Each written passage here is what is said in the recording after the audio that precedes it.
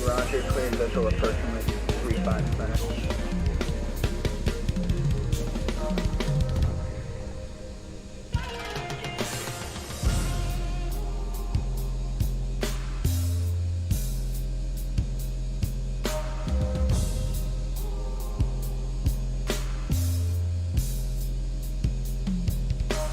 Link 1280, cleared visual approach runway 35 center.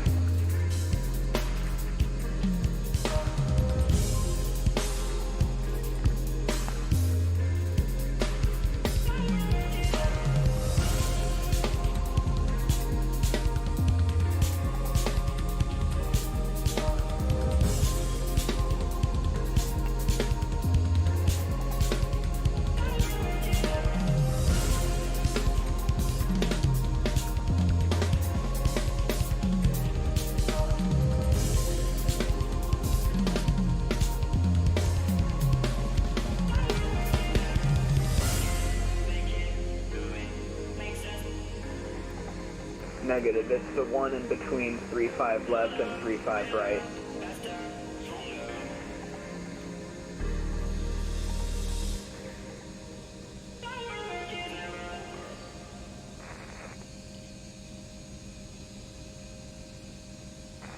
Spearwings 1280, cancel approach clearance, climb and maintain 4000.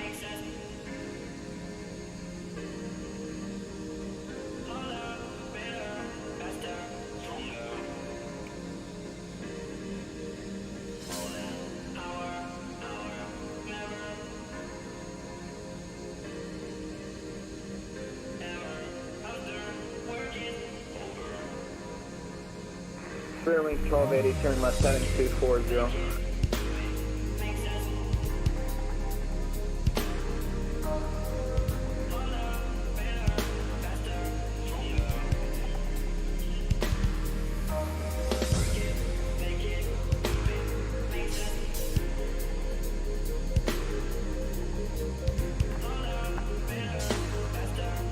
Good evening, Fort Worth Center, Skywest 3506. Scout 3506, Fort Worth Center. Oh yes, we're on the ground in Oklahoma. Will Rogers, seeing if we can get our IFR clearance to Salt Lake City. Scout 3506, clear to Salt Lake City, destined through departure Zulu transition, then as filed, maintain 5000, departure my frequency, squad 2305.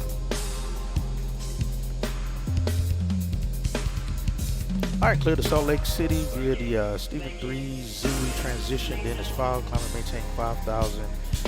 Departures with you, squawking 2305, Skywest 3506.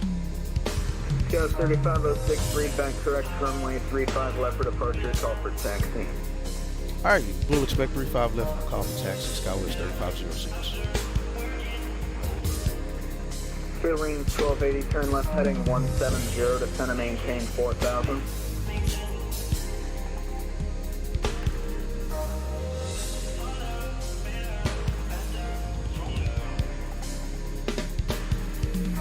Spearwings 1280, verify that the left heading 170.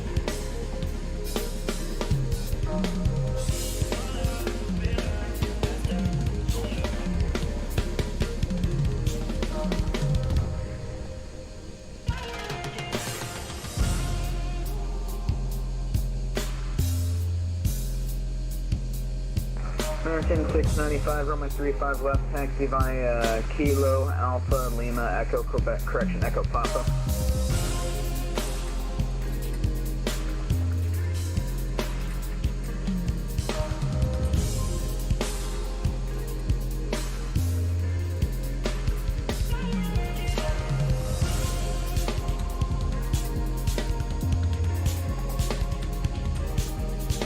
Spearwings 1280, turn left heading 140.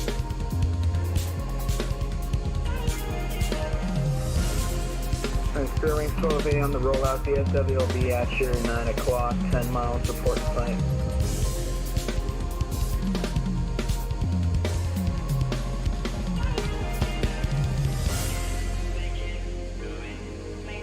Spearwings 1280, roger, cleared visual approach on my 35 center. That's going to be the runway in the right side of the airport in the middle.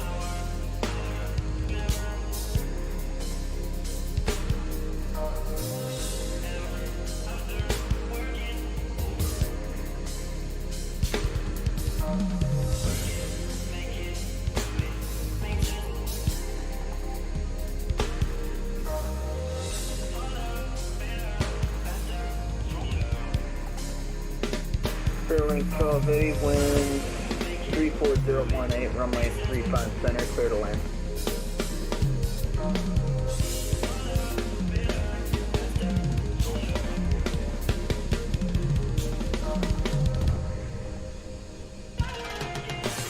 Kilo Oscar, Kilo Charlie, airport information, November 0052, Zulu, weather, wind 357 at 7, visibility 10, sky condition, few clouds at 16,900, temperature 0, dew point -9, altimeter 3, Kilo Oscar, Kilo Charlie, airport information, November 0052, Zulu, weather, wind.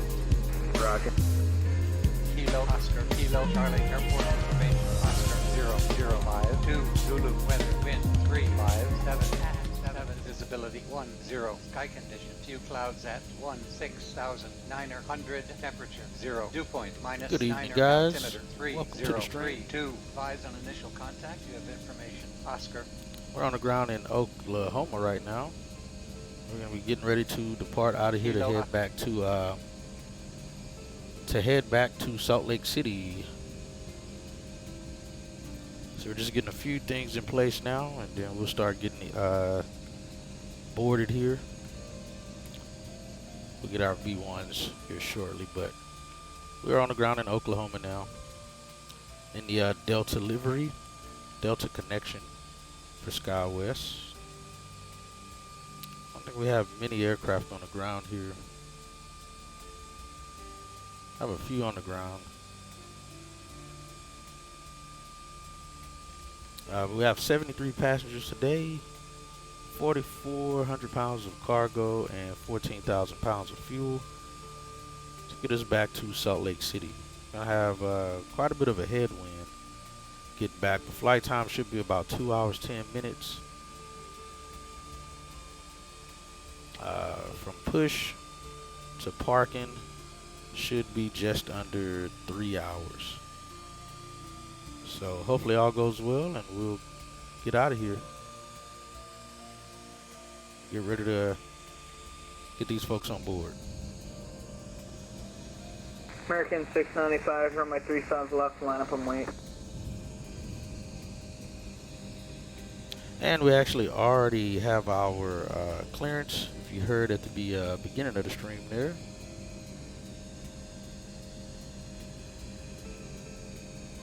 Sterling 1280, make your next left, taxi straight into parking, cross 35 left.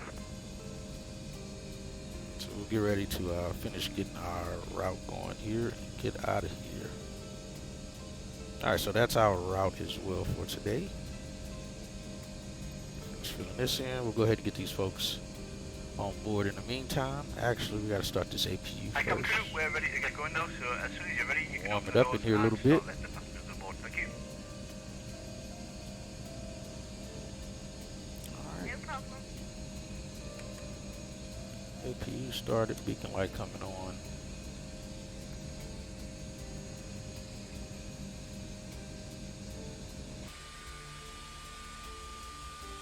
Delta 3371, leaving my airspace to the east, Memphis Center's offline radar service terminated, frequency change group 2.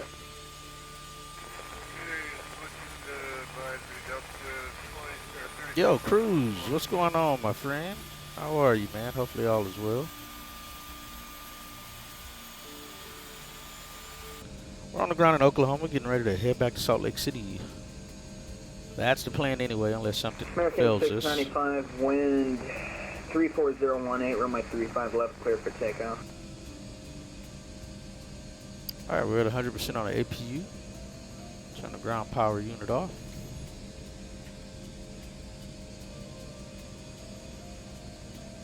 Our cabin temps are coming up as well.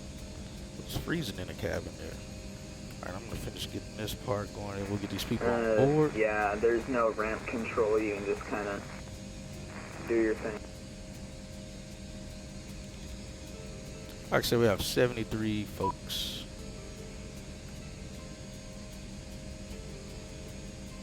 Yep.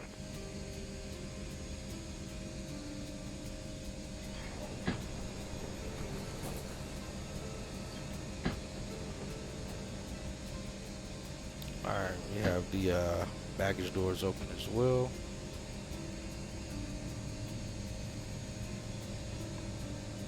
It just had flight. Oh, there you go, man. There you go. It's crazy. We just had pizza as well.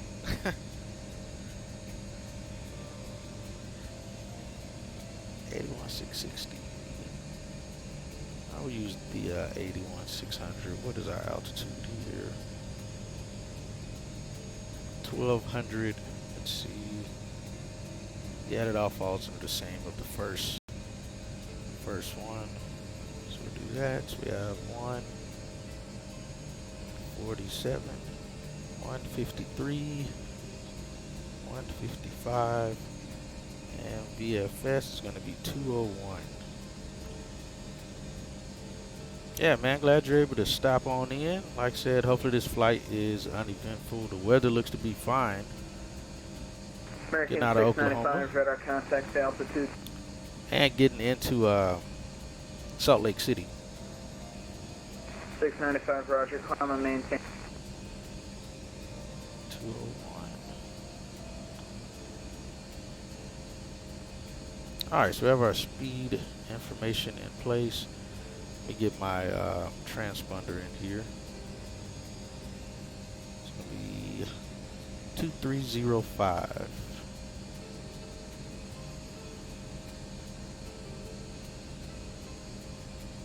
Put that there. And I think we're good on all our performance information. Actually, let's go here. Alright, we'll climb 1. That's usually a lot of people in general have pizza Fridays. Yeah, my wife loves pizza though. And she loves making pizza. So for me, that's really most of the time that we eat pizza. Is if she's got the taste for it. Otherwise, I don't. But that is true though. It's definitely true. Alright, that was off. We don't need anti-ice for anything. Let's see, what is the it's 9089.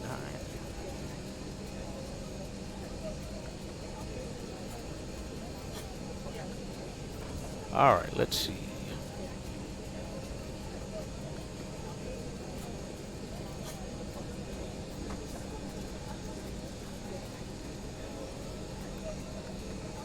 Alright, so we got that going. Let me see if I can pull up the charts here as well for you guys. Sky Vector. American 695, pursue direct Nolan. For what our departure information is going to be.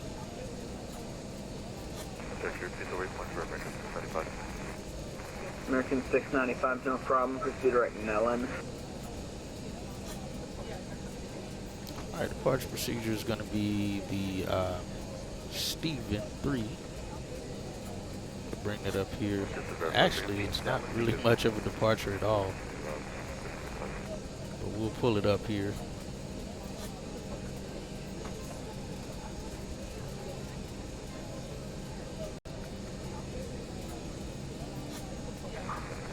American 695, correction, pursue direct Dahlia.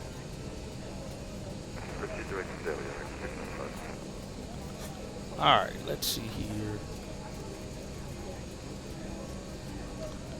Alright, so we're at the terminal here at gate 18. And we're likely going to get taxi Juliet Golf to Alpha because we're taking off 35 left. And our departure is going to be, again, the Stephen 3 departure. So we're doing the RNAV. Right now we're climbing maintain 5,000. We'll be taking off this runway to the north. We'll turn head of 311 and then we'll probably get direct Stephen or Baffy. Let's see.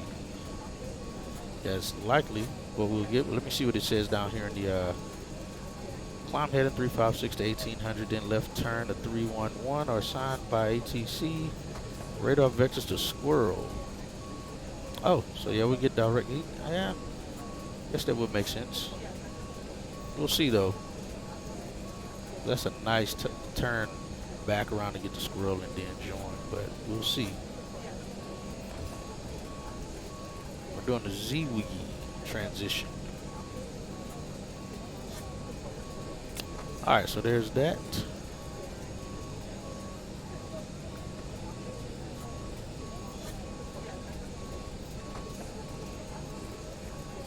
Alright, we're 6 minutes away from the departure here. So we'll push and start and then we'll call up taxi once we're holding short of Juliet, most likely.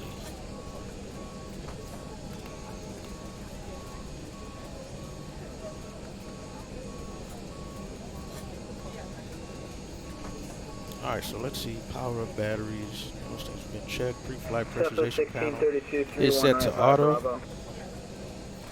It's set to auto. Pump 3A is on as well.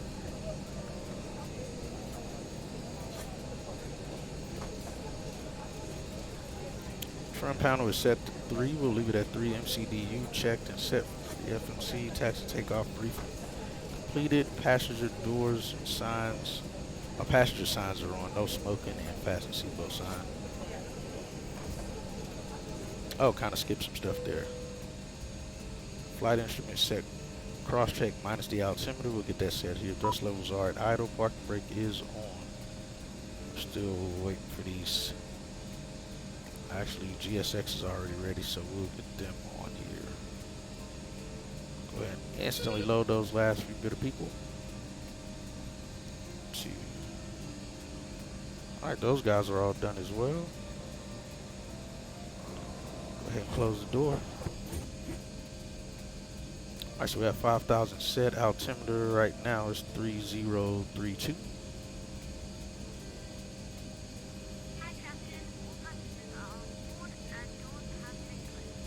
That's great, thank you.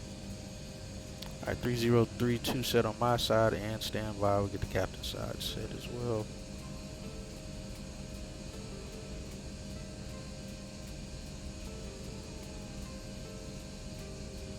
Alright, set. Ladies and gentlemen, this is your captain speaking, and on behalf of myself, the first officer, and the cabin crew, I'd just like to give you a warm welcome on board the aircraft. As you may have noticed, we've now closed the doors and expect to meet departing in just a few moments. If you could get yourself seated and secured while we get ready for pushback, it would be most appreciated. If you require any assistance from the cabin crew, please press the button above your head, and be sure to listen to the safety briefing that we'll be playing in a few moments. You'll hear from me again once we reach our cruising altitude, but for now, once again, welcome aboard, and thank you for flying with us. Cabin crew, please arm doors, thank you.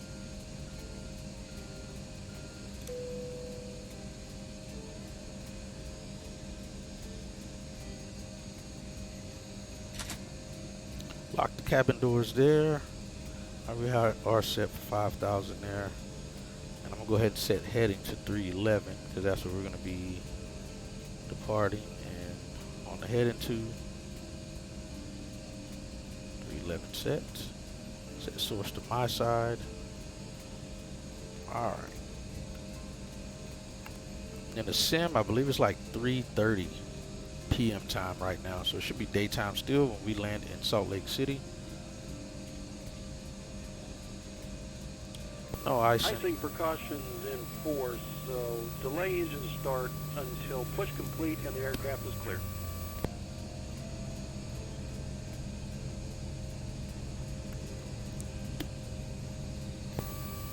Ground to cockpit. We are connecting the tug now, so please confirm the parking brake is set. Alright, parking brake is set.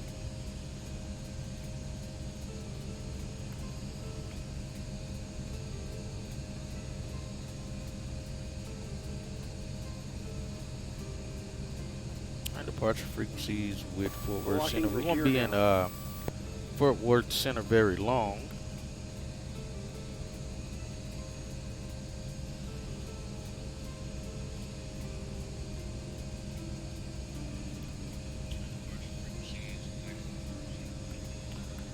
Yeah, we'll be out of the airspace before you know it. All right, we're gonna be facing west. All right, Captain. Bypass pin is inserted and the tug is connected. Ready to push at your discretion, and please release parking brake. Yeah, we're all ready to go.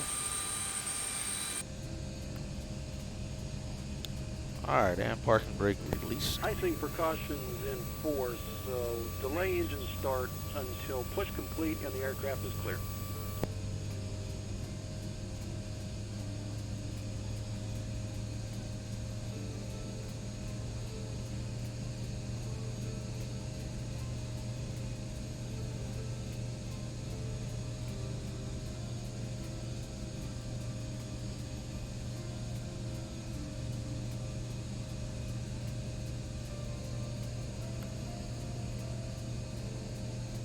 get my map information set up here. Get all these Fort things Center on. Heating, Southwest 5 to you from flight level 400. Southwest 522, Fort Worth Center, roger.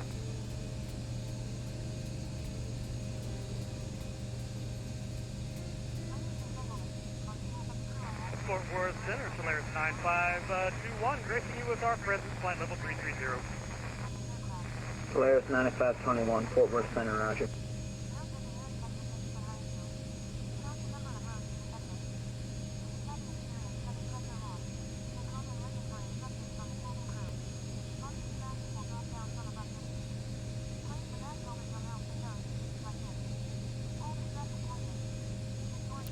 Should be. Pushback complete. Set parking. Oh, we can still swing it around.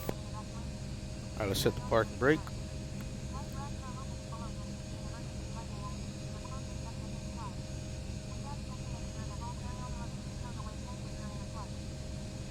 Alright, we'll go ahead and get the number 2 started. Back to my systems here. Set the clock. Start the clock. Stand by. Unlocking the gear.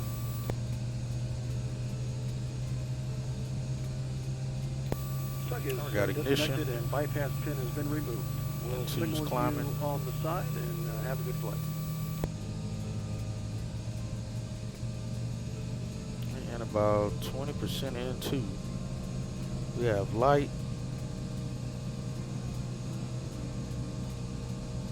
And a good start within 30 seconds. I got generator 2 on, pushing the packs. And the packs for pack 1 is still running off the APU. Close the cap on there, we'll get number 1 started. Start our clock, packs are back off again.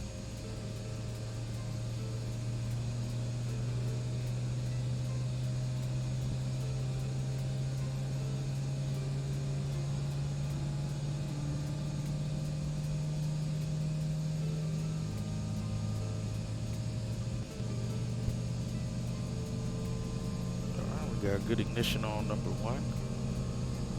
And 1's coming up.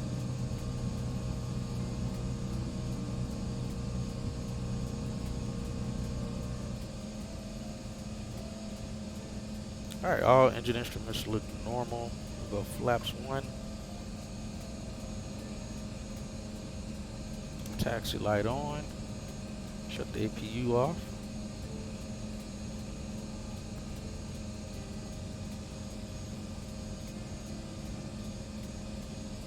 Do some system checks and then we'll be on our Southwest way. 1632, wind 34018, 81630. runway 318, clear for takeoff. Brakes all pressurized. Do flight controls check.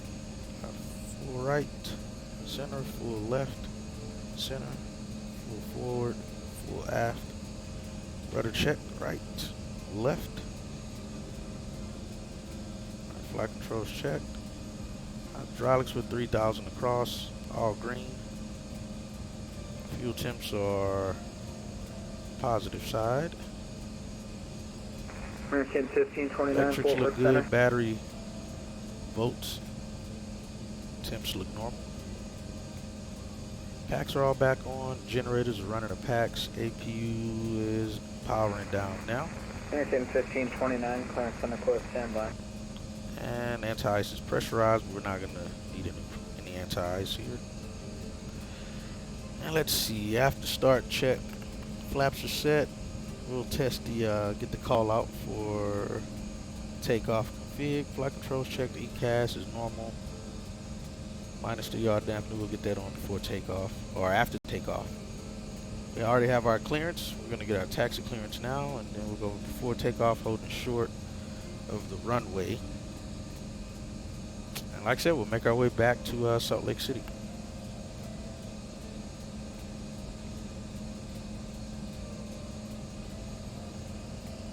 Alright, park and brake disengaged.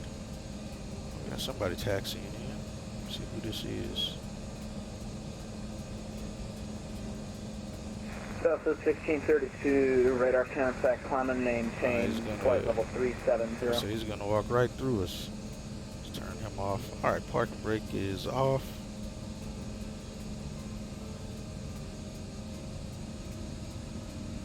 We'll get up hold short at Juliet.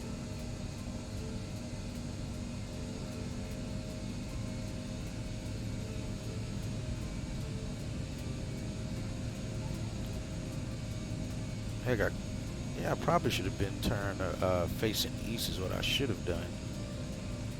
Instead,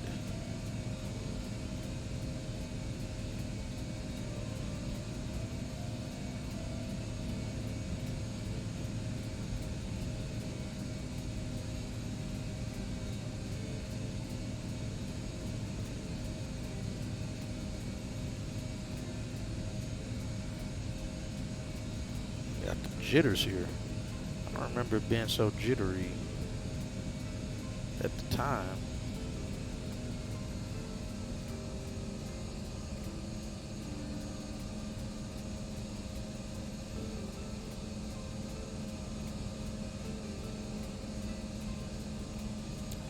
American 1529er, I have an amendment to your route advisory to copy.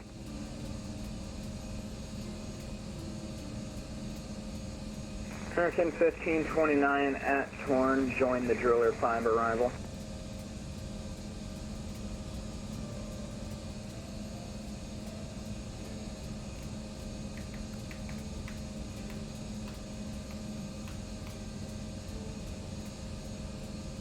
Roger.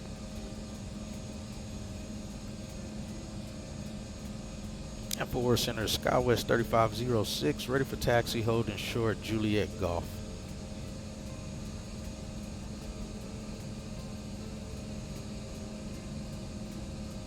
Scout 3506, runway 35 left taxi via Golf Alpha, cross 1, correction, cross 31.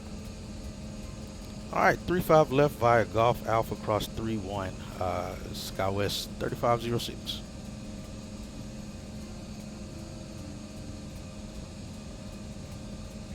Southwest 1632, proceed direct loose.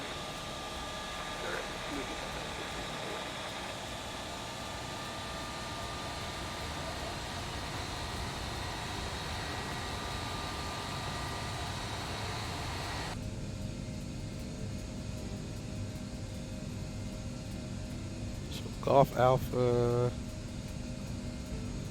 cross 31 on Golf. Then the left on Alpha is what we'll be doing.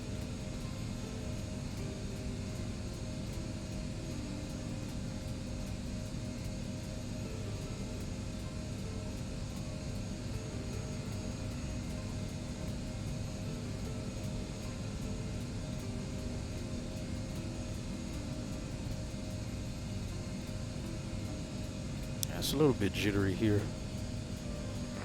American 1529er, did you It's likely copy going that to be the reroute? airport. Everything else looks fine.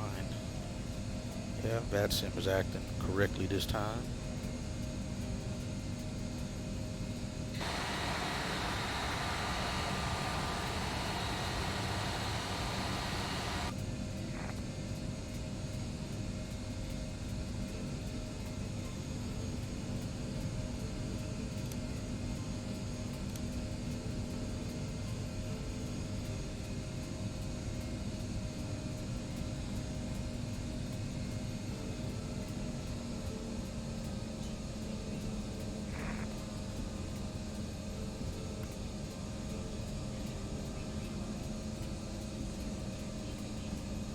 So we'll go Alpha on the other side there.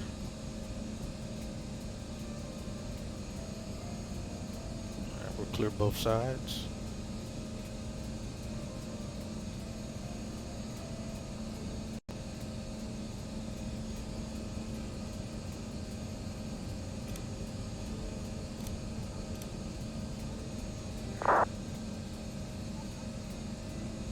Here's Alpha. Clear right.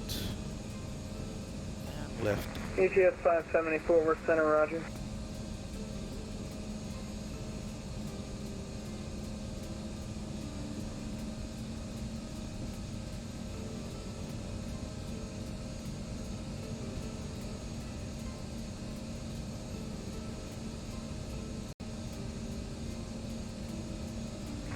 UPS 570 negative, Memphis Center's not online.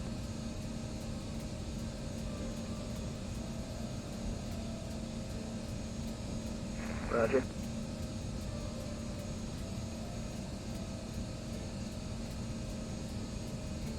I hope everyone's doing well. Let's go. I have to go RTO. Got to turn RTO on.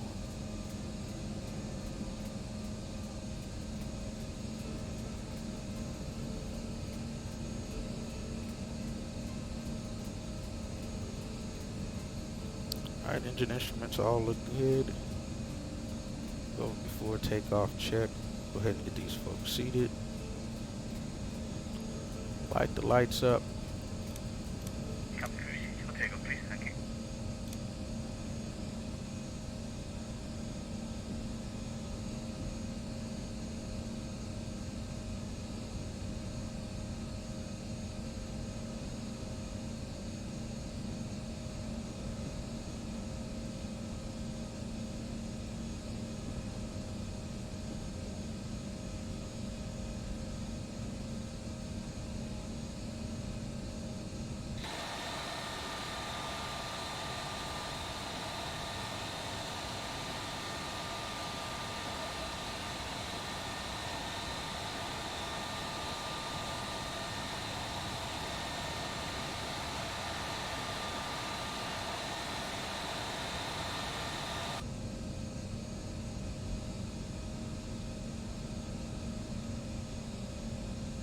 I'm not sure why that corporate jet was parked at the terminal back there, but definitely was. Alright, flaps on, RTO on the brakes.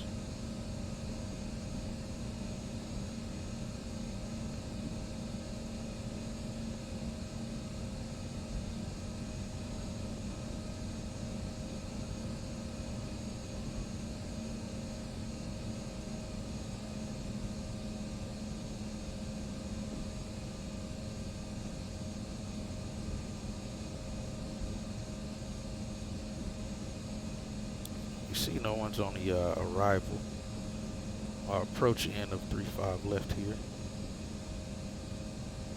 Mark 1756, forward center clearance on the coast, standby. Alright, we got 3-5 left identified at the hold short of Alpha.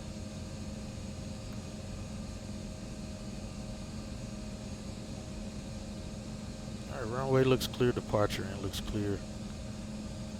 Approach end still looks clear. Takeoff okay. Alright, got to close the door there. Alright, door is closed. Before takeoff config check. Brake temps are good. All still in the green and pressurized. ECAS check. Verify. We just have yaw dampener that'll come on after takeoff. Landing lights are on, strobe lights are on. We're squawking TARA with our squawk code. Alright, after takeoff will be flaps 0, landing gear up. Landing gear up first, then flaps. Verify American pressurization. 695, contact Houston Center 134.42, good night.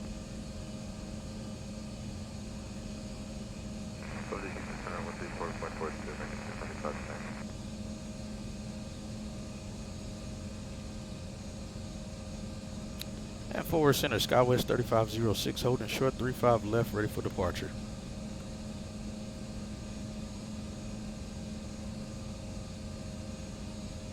Sky 3506, wind 3607 on my 35 left, clear for takeoff, fly runway heading. Alright, copy the winds, fly runway heading, clear for takeoff, departure, SkyWest 3506. SOA 9521, leaving my airspace to the east, correction east, Memphis Center is offline, radar service terminated, frequency transfers, yeah.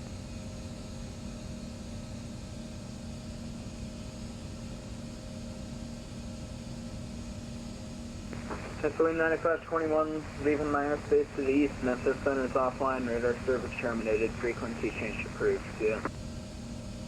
Have a great rest of your night. Over to Yukon, Polaris 9521. Alright, again, approach end is clear. Runway is clear, departure end is clear. Don't have any traffic coming in. do on 35 right though. Air shuttle jet. We got 35 left on the runway. Identified as well.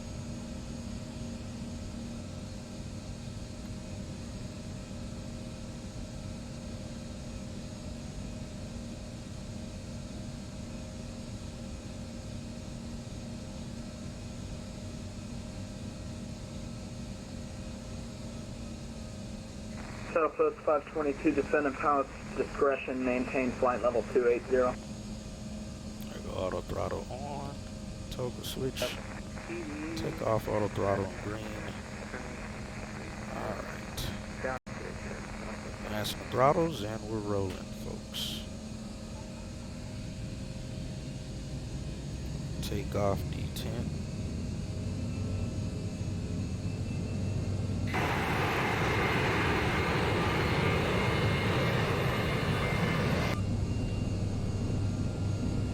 There's 70 knots, we got airspeed alive, 80 knots. Engine instruments all still look normal. Walker 1756, I have your clearance advisory to copy.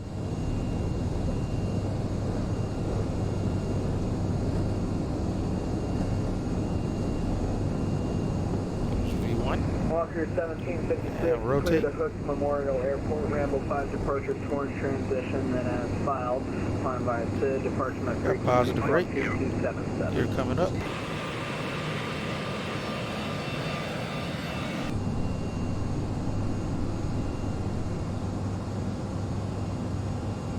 Yaw dampener on. Walker 1756, repack correct, runway 31 right for departure, call for taxi.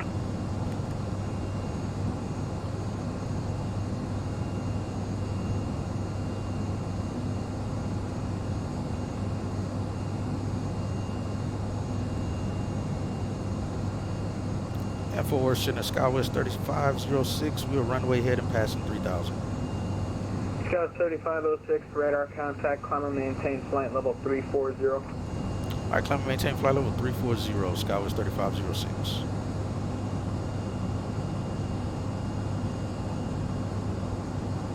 Alright, go flaps up.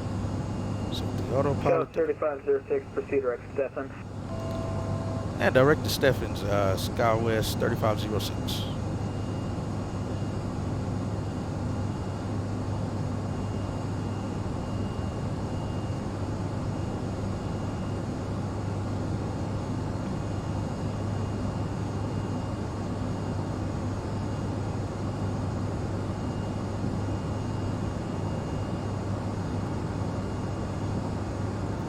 Nav mode on.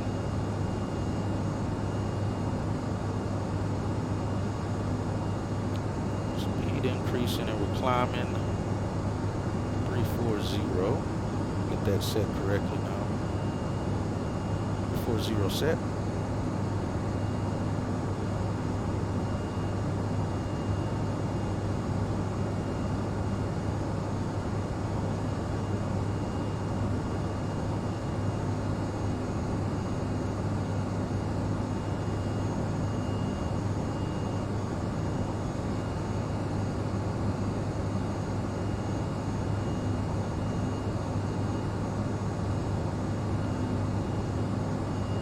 There's Oklahoma.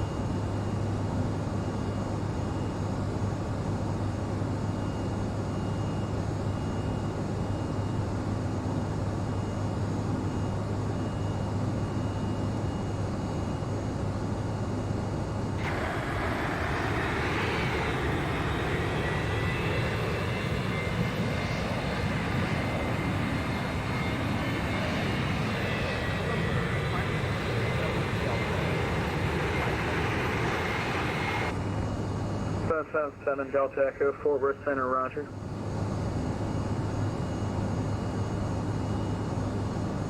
That's not right.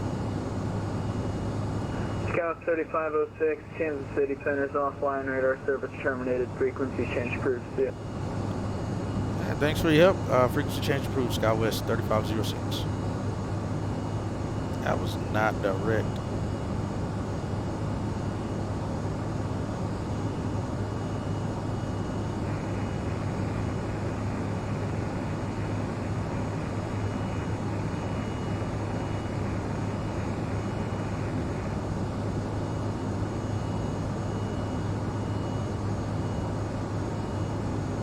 Switch over to Unicom there.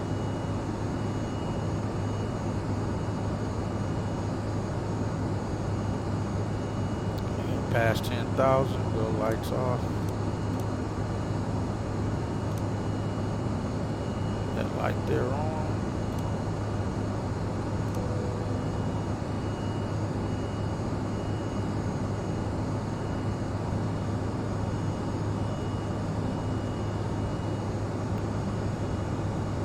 So that sounds like there's a helicopter. I don't know why it sounds weird. Passing 14,000, we are pressurized 5.8, 550 on the cabin altitude already, and we're looking good.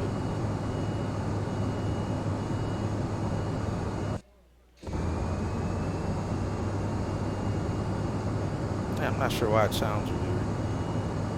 Alright, we're direct squirrel now, or Stefan.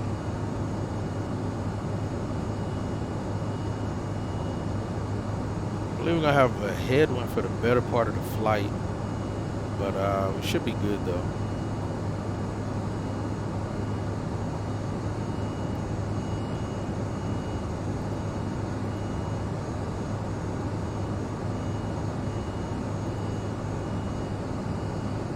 All right, passing 16,000.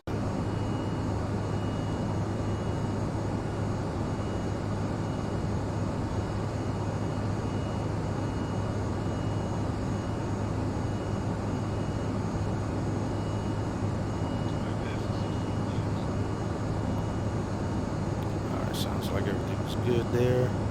All right, coming up on 18. It's 18, we go standard. Standard on the captain's side, we go side lamps out.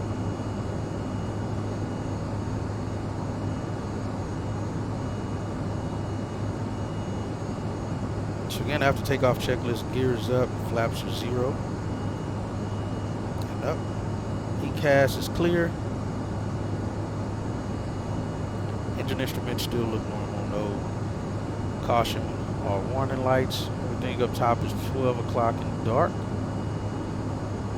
So we're looking good.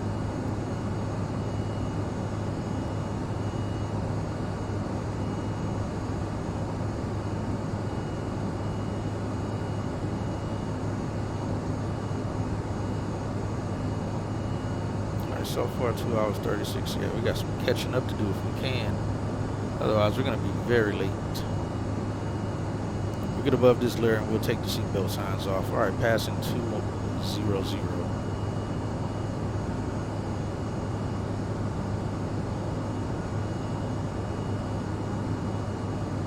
Alright, pressurization 6.9, cabin altitude 2,300 feet. 7 minutes in, we're passing flight, coming up on flight level 210. Somebody in the jump seat there, I guess.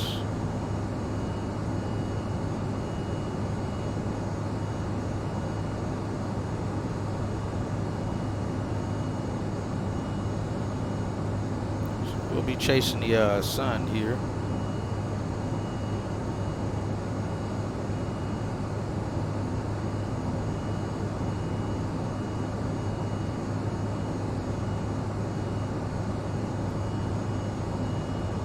Set up en route weather here.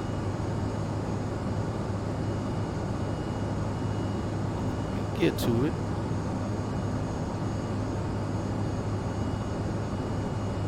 Alright, top of climb 53 miles. Gross weight 7980. So far winds are 270. 46 knot headwind and a 4 or 5 knot crosswind.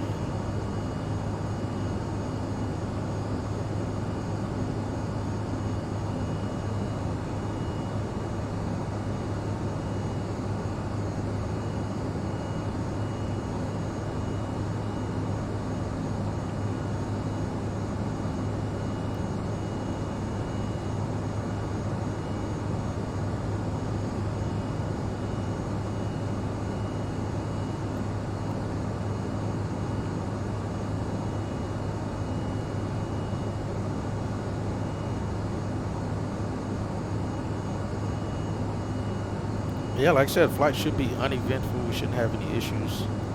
Again, welcome to the channel, folks. We're in our climb right now on the departure. Headed back to Salt Lake City.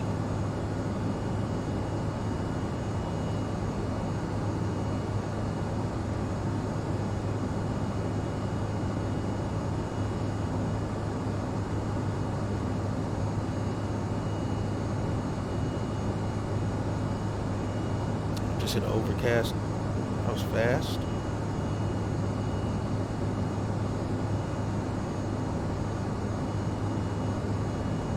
Okay, we must have kind of been in the cloud right there when that happened. Yeah.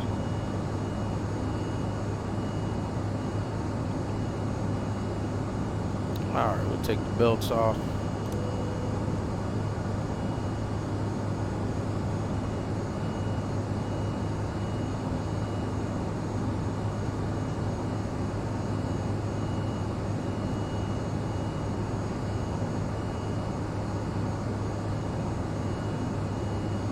So yeah, the flight to Oklahoma here wasn't too bad either. Early on in the, I think I did the flight on this past Saturday or Sunday. That flight here wasn't too bad. It was a bit windy on the landing and on the approach coming in, but otherwise it was pretty uneventful weather-wise.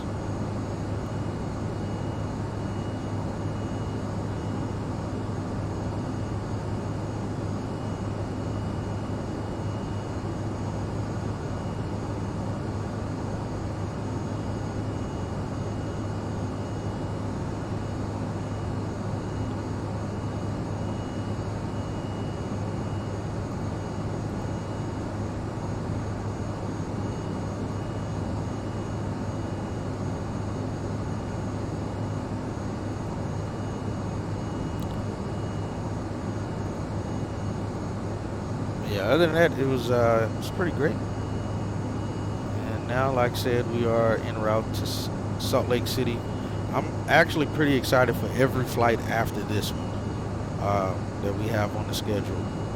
Because we'll be flying to Burbank from Salt Lake City. We'll be going to San Francisco. I haven't been to that airport in quite some time. So that's going to be fun to get back to. And what else are we going to be flying to?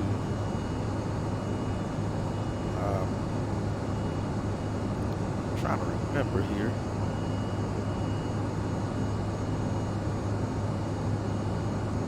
We have quite a bit on the schedule here.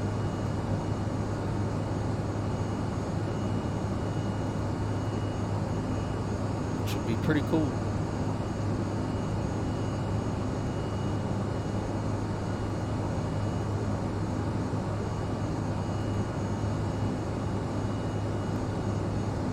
You have to look and see what the schedule is again. I can't remember what all the schedule, but I know we have Burbank, San Francisco. Where else do we have that we're going? I'm trying to think of where else we're going from Salt Lake City. I think we have Reno, if I'm not mistaken. Let me see. I can look in my about section. I can see exactly what we're going to be. Our schedule's going to be.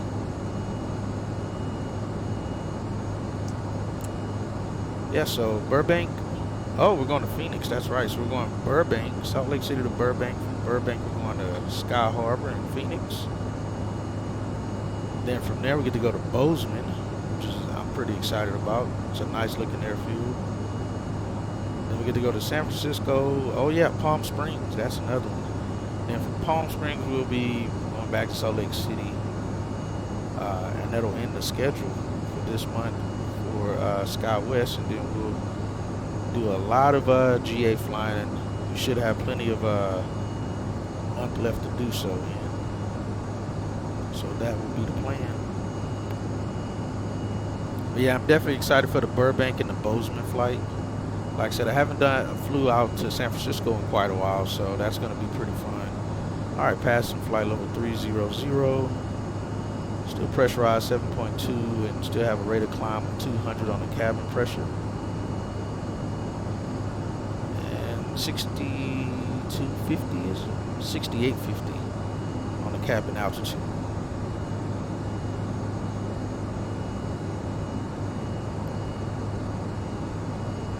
All right, 4,000 or just under 3,000 feet to go. Everything else looks good. Some verifications of some things here.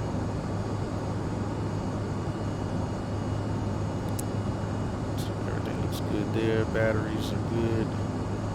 All levels are fantastic. Hydraulics still fully pressurized. Temps look good as well.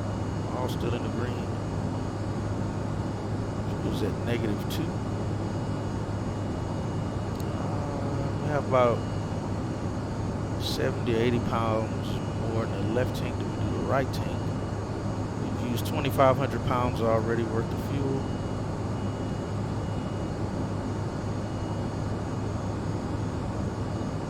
Battery's good. APU start. Yeah, generators, everything looks good there. Temps in the cabin about 1 degree below the actual setting of the temps. Everything else looks good there though. We'll leave it there. Back to the map. Alright, 2,000 feet to go.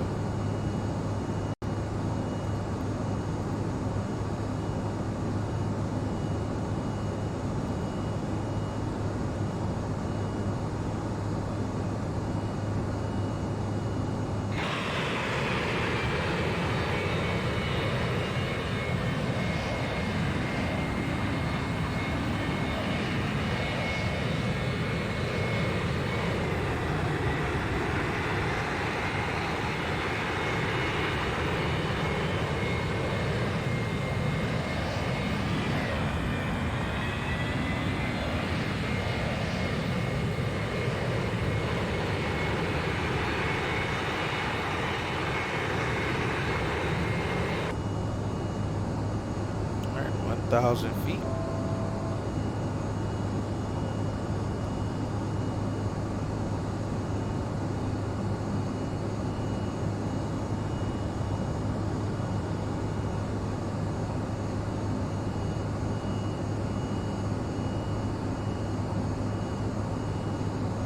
Alright, so our expected arrival time, planned arrival is 1 hour and 56 minutes from now. And we're a little bit behind schedule on that. We're at about 2 hours and 1 minute right now on our expected arrival time.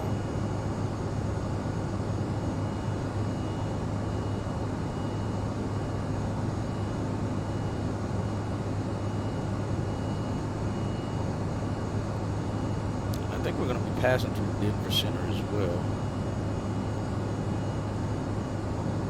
Albuquerque. Oh, Albuquerque's online. We'll actually be going through Albuquerque here. Let me verify that. We may be missing Albuquerque. Yeah, we're actually going to just skirt past Albuquerque and then right back into Albuquerque.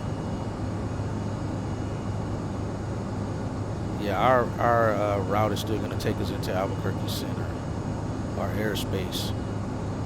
So we get those guys tuned up right now. 127,850. All right, we're at cruise.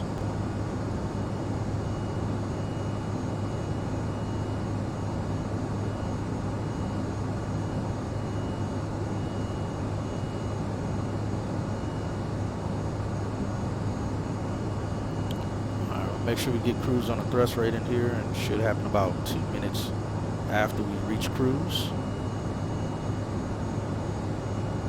Alright, we've increased our speed to Mach 0.78.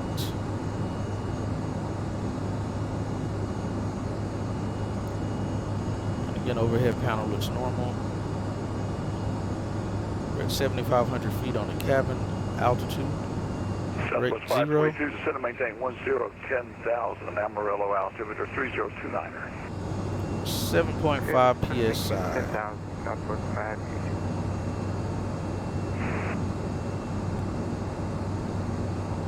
Yeah, so we're going to kind of skirt his airspace initially, and then we're going to end up in the airspace. So we'll pick it up once we're within that range and make sure golden. Air Mexico 23 to join the runway 25 left localized. Alright, let the captain give his speech. Air Mexico 23, the airport at your 11 to 12 o'clock now, 9 miles. You have the field in sight. Good morning, ladies. Air Mexico 23, Why is she saying runway morning? 25 It left. is not morning. We're now level at 35,000 feet and we're not anticipating any delays, so as the captain can make the way around the aircraft, please make sure you get out to have any items. And sit back left. Thank you. Wind turbulent area? Oh yeah, we kind of are. 18,000 to 39,000. Keep the seatbelt signs on then and tell them about the turbulence.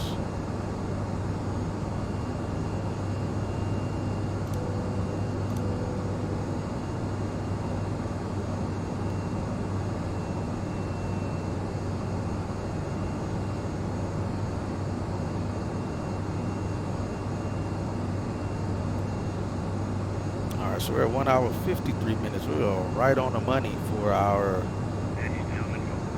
landing into Albuquerque.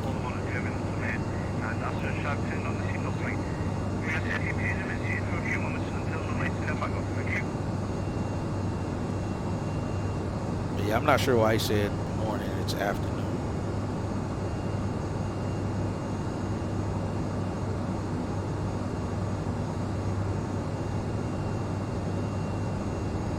But we're 20 minutes in. We are at cruise level. Making our way to Salt Lake City.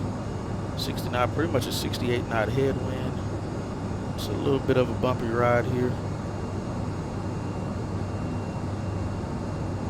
And top of descent will come up in 1 hour 27 minutes. Yeah, we got 68 right on the nose. So yeah, all looks well. Like I said, should be uneventful, maybe just a little bit bumpy, but we should be good. For the most part anyway. We'll see. Southwest 3704 Albuquerque Center squawk 0760. And we'll leave the seatbelt signs on for right now until we get into Southwest 2177 Albuquerque. not so altimeter bumpy 3027. weather Vectors here. for the RNAV Zulu runway 26 approach. 3027 expecting RNAV Zulu for 26 approach. Rear vector Southwest 2137. got our wing view there. We're kind of getting beat up here. Southwest 3704 radar contact 32 miles north of the Flagstaff EOR. Descend via the Curly 3 arrival. Man, it is hot in here. Albuquerque landing west.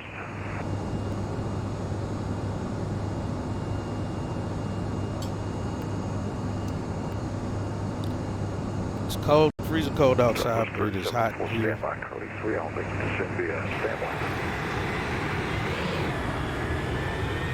Air Mexico 23, wind 2308, runway 25 left clear to land.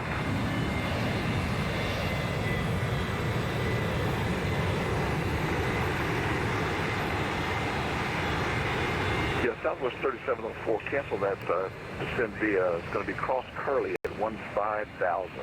And That sound down just a little bit. It's not so loud. As you see, we're getting bumped around a little bit.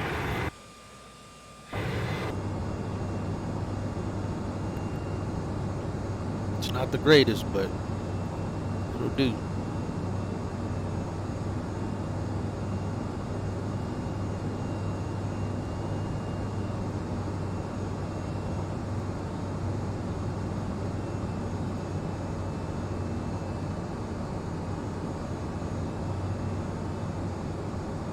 Air Mexico 23 Heavy, welcome to Phoenix. Taxi to the end of the runway and exit right Yeah, I onto mean, we're Golf just north, 1, and then maybe a mile, 2 miles 3, separation. cross runway 25 right, join From Echo 3, and contact ground 132.55. Kansas Center and Albuquerque Center. So we're skirting just north of Albuquerque Center right now.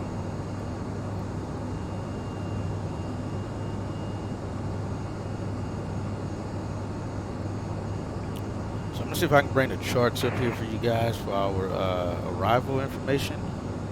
Where you guys will be able to see that. See what we're doing there.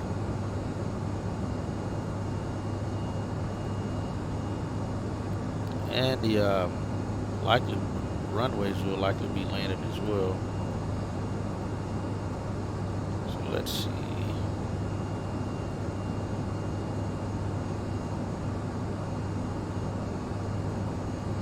So we can pull that information up here. So we'll be doing the let's see what our arrival is now. It's gonna be the Leia.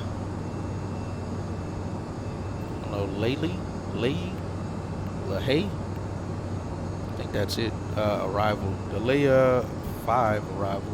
Southwest 522, descend and maintain 4,000. Maintain 4,000, Southwest 522. So we can get this pulled up for you guys.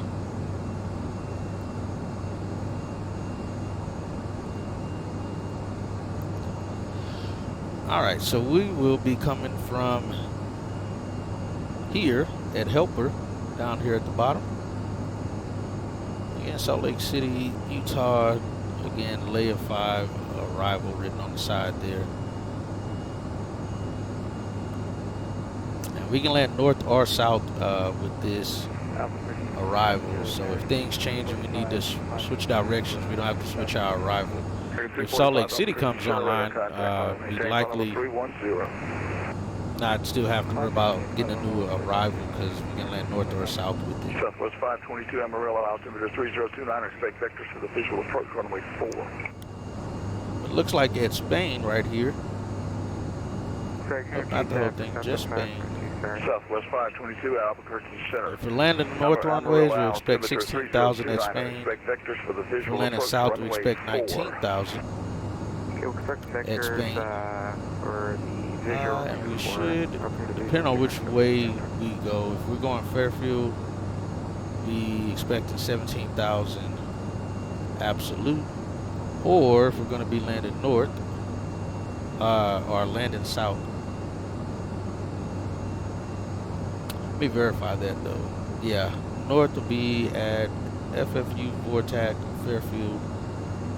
Landing south at Roy, turn right, Ogden, maintain.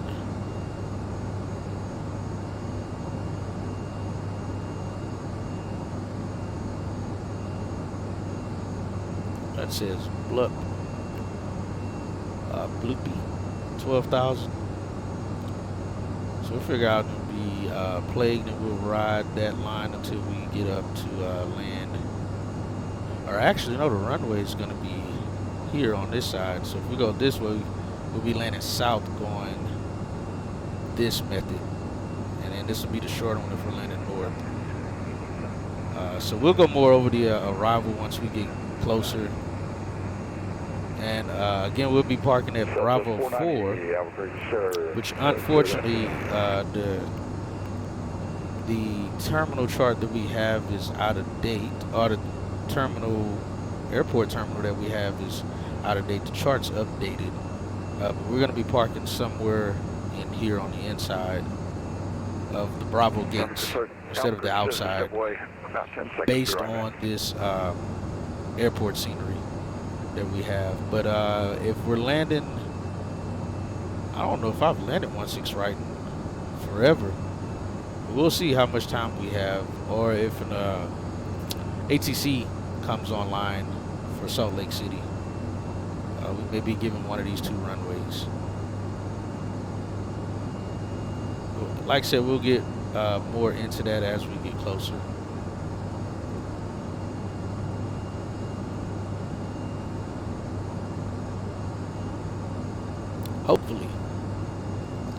Hopefully we'll be able to just go 3-4 right as we usually do.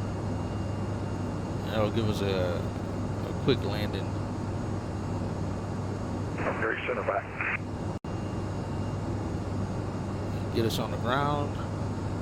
Southwest 1565. Like I said, if I'm not mistaken, I believe this flight is the longest flight of our schedule.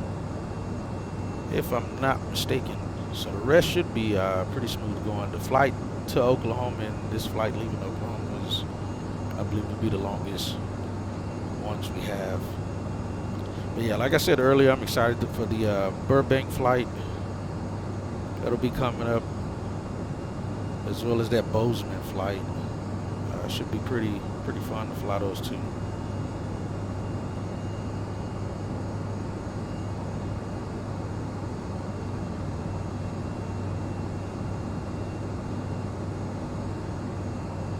Southwest 522, turn left. Stand by. All right, so yeah, we're about to go into Albuquerque Turn Center's left heading airspace. 300, vectors for the approach. Left 320, correct. Southwest 5.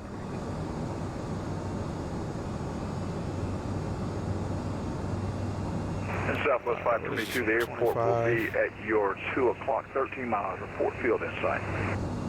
We have the field in sight, Southwest 522. Southwest 522, clear visual MMD is approach 50 runway 4. miles. It says Wait for the visual approach, runway 4. DME2 MM Bravo. Is that what that is? Yeah, MM Bravo. Let's see what Southwest that is. 2177 at Brando, cleared We're getting RNAV further away Zulu, from runway this road. 26 approach, maintain So at that's or gonna be, above yeah, that's behind us. 7,000 until Changa.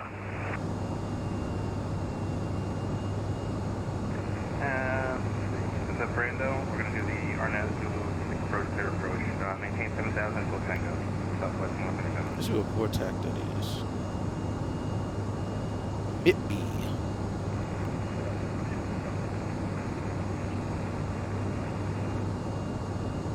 Southwest 490 approved. Give me a call when you're back.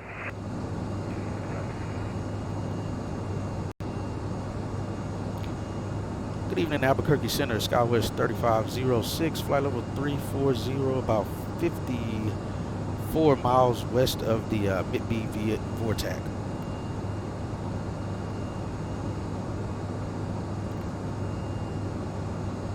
Skywest 3506, Albuquerque Center, squawk 0734. And 0734 Skywest 3506.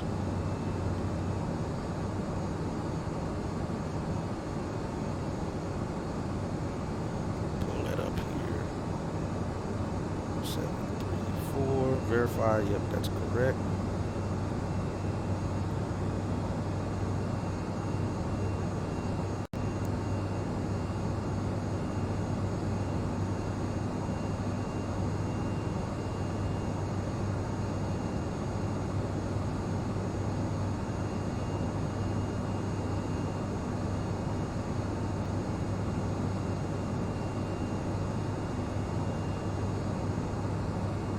Albuquerque Center, good evening, American 461, maintaining flight level 360.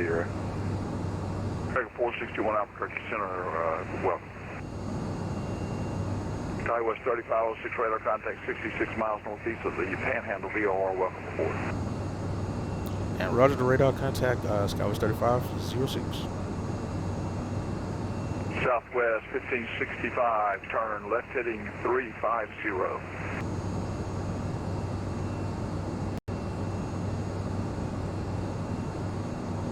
Albuquerque Center, Citation 9 Golf Whiskey, flight level So we're just 390. getting moved around a little bit. Citation Golf, It's probably about, 9 Golf Whiskey, let's say, light Whiskey, turbulence, Albuquerque Center. a slight Good change in speed, indicated speed, and slight deviation of altitude. So it'd probably be light turbulence. Not too much. Southwest 1565, continue left turn to heading 300. To that near 600 drop right there. Join the 600 runway foot per 25 minute drop. fertilizer.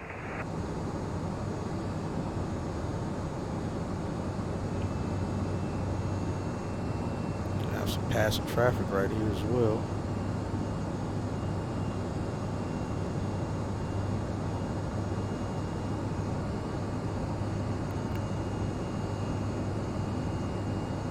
Southwest 2177, contact Albuquerque Tower at 120.3. 120.3 tower, have a great night, Southwest 117. Hit the wrong button on the wrong keyboard.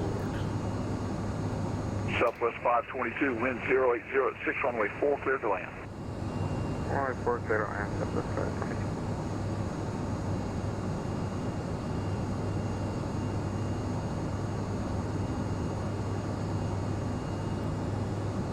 Alright, so far guys, those are the results.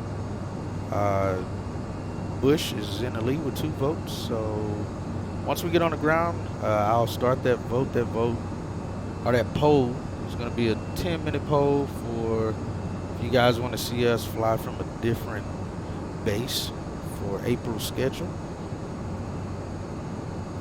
So right now, George W. Bush is in the lead with two votes. Everyone else has 0, or the other 4 hubs have 0. So once this schedule is over with here for March, for April, when I get ready to set that schedule up, you guys can decide via this poll of what base we'll go to next month. We can stay at the same base again in Salt Lake City, or we can Southwest 1565 move on elsewhere. 11 miles. So total number of votes for each one is what's going to win it. Southwest And you'll see, 1565, cleared visual approach runway 25 left. you'll see the poll results as they build on the about section. There you go. And you'll get to 1620, the airport at see it here as well, but it'll be on the about section, even when I'm not streaming, so that way you guys can see what base is in the lead for votes. And at the end of the schedule, we'll tally up all the votes, and whichever one has the most, that's where our base is going to be at next month. So like I said, once I get on the ground, we'll do that poll. I'll set that poll up, and if you guys so choose to vote for who you want, you'll be able to do so.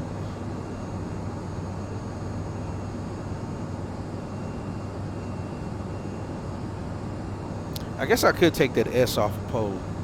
My bad, Cruz. I'll take that S off. Guess it would make more sense to not have an S on it. So we'll fix that right now.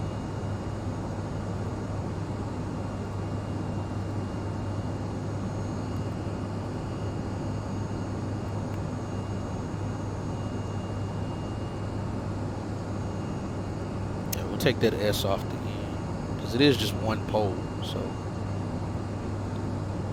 I'll fix that in my about section as well. You exited runway 4, Southwest 522, taxi via Papa. Papa to the terminal 5. And hopefully that it's legible, that you guys can read that okay, how it's coming across. I try to make it pretty easy. Try to anyway. I may have to space them out a little bit more.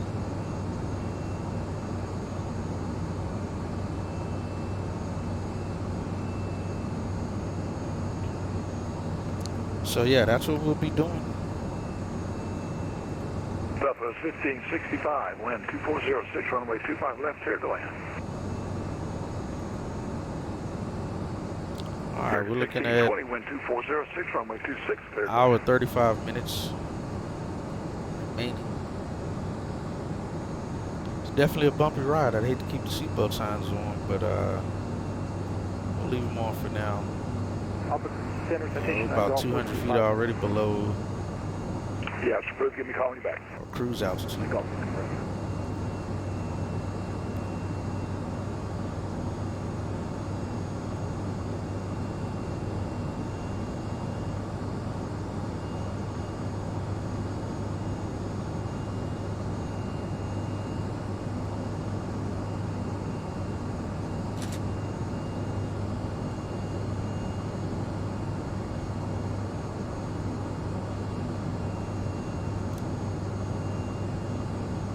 Sure, I got those on. I don't remember turning those lights on.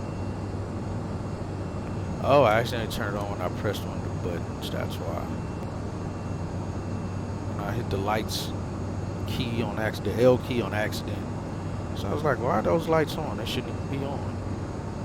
That's why.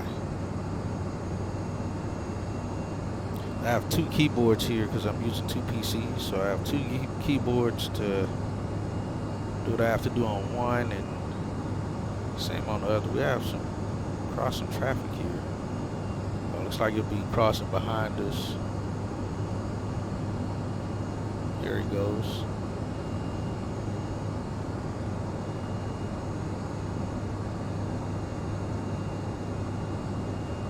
Some crossing traffic in front of us here.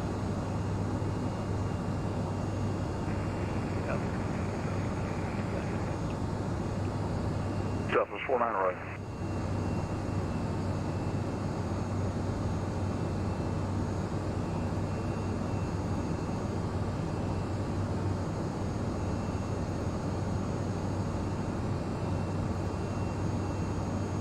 Yeah, let me fix that writing on the poles on the about section.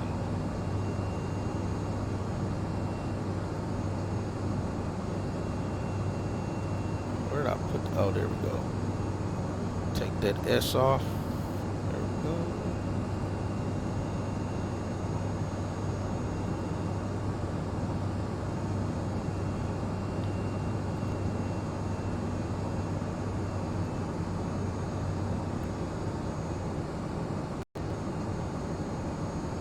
Southwest 1565, taxi to the end of the runway.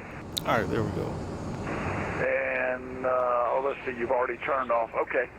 Turn right on Foxtrot. Yeah, I think that's Left everything. on Foxtrot 6. I would get bounced around Cross pretty good. runway 25 right. On Echo 6, contact ground 135.2, 132.55.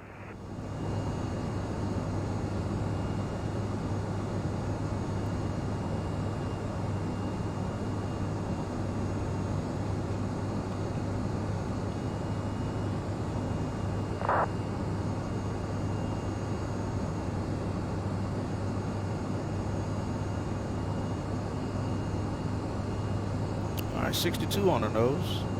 A little bit better. All right, 1 hour remaining until top of descent. 10,000 pounds. Should land in Salt Lake City. That's actually going to go down once we input the approach. So we'll lose a little bit more fuel, which is good. That still puts us above our reserve, so should be good.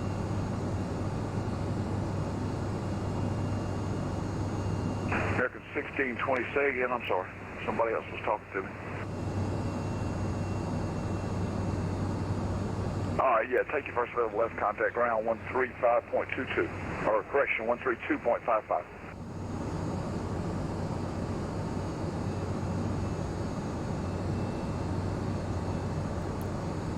So yeah, hopefully you guys can hang around to join that poll.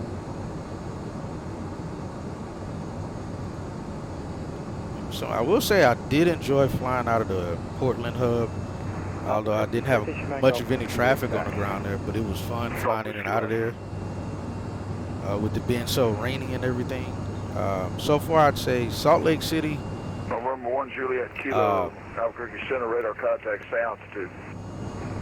and Portland have probably been my two favorite places to fly out Juliet of. Kilo, climb, maintain flight level 410. 410. I love flying out of my home airport, but there's just nothing but flatlands everywhere we're flying to. So definitely get some variations on the out of Salt Lake City, just landing in Salt Lake City itself, and departing out of Salt Lake City as well as Portland. Good evening, Albuquerque, Delta 254. Yeah, either way, they're all fun. The only thing 254 radar contact 5 miles south about flying near Salt Lake City and Portland hub is that I don't have a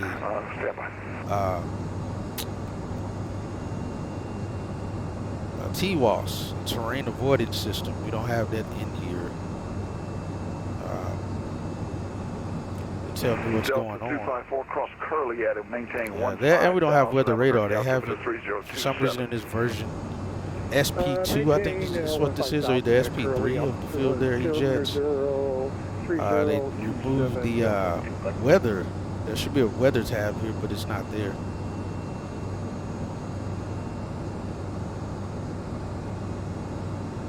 It's about 50,000 feet above us.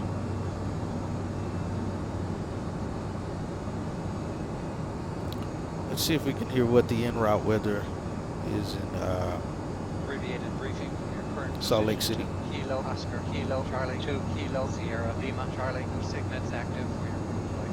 No airments active for your route flight. Current weather conditions. Kilo Sierra Papa Delta wind 144 at 4 visibility 10 sky clear temperature -4 dew point -14 altimeter 3023 for the destination and your estimated arrival time. Wind 169 Overclocked Center, Delta 254. Are we doing 26 this evening? Dew point -10. That's affirmative. You're doing 26. Expect the RNAV runway 26. RNAV Zulu 26 approach. Wind 32. RNAV Z26. Thank you very much. 30,000 feet. Wind 343 at 69er to the destination at 34,000 feet. Wind 347 at 57 at 24,000 feet. Wind 344 at 43 at 12,000 feet. Wind 320 at 29er. Okay, we're good. Alright, I think we're out of the bumpy stuff for now. We'll give it another couple minutes. We'll go about the 47-minute mark. If we don't pick up any turbulence or anything at that point, then we'll take the seatbelt signs back off for the folks in the back and go from there. Yeah, we're 45 minutes into the flight with an hour, 26 minutes remaining. Right now, we're 1 minute ahead of our timer. Toilet's inaccessible. Don't worry, we'll take the seatbelt signs off here. Wi-Fi looks to be running great.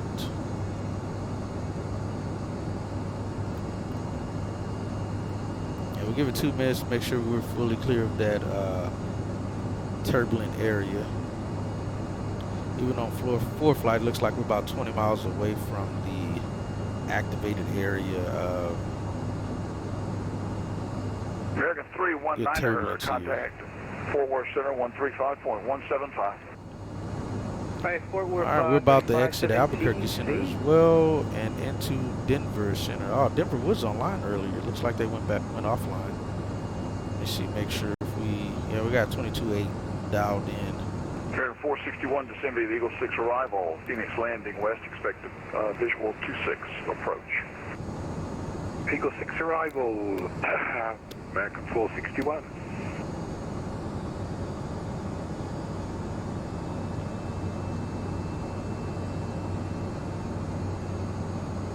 Getting some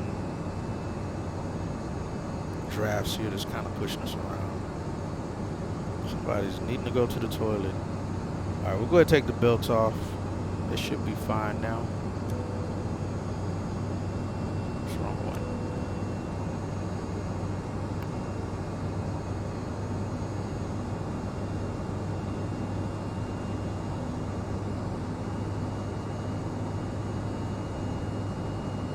Well, they can go to the toilets. Finally, toilets is available, is what they said.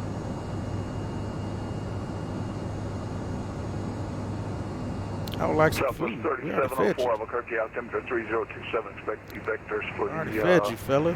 expect the RNAV Zulu runway 26 left current 26 approach.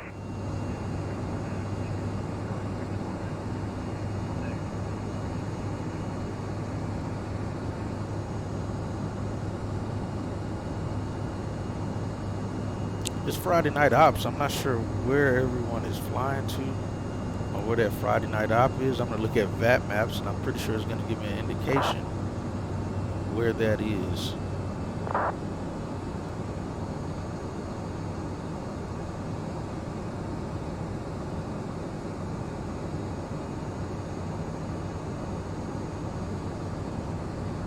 Oh man, looks like it's all on the East Coast. Got some crazy flying going on there. American 245, contact Fort Worth Center 135.175.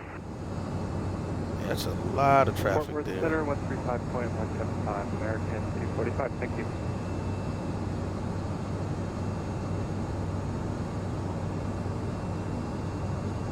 SkyWest 3506, departing minor space to the north, Denver offline, radar service terminator, frequency change approved. And frequency change approved. Thanks for your help, SkyWest 3506.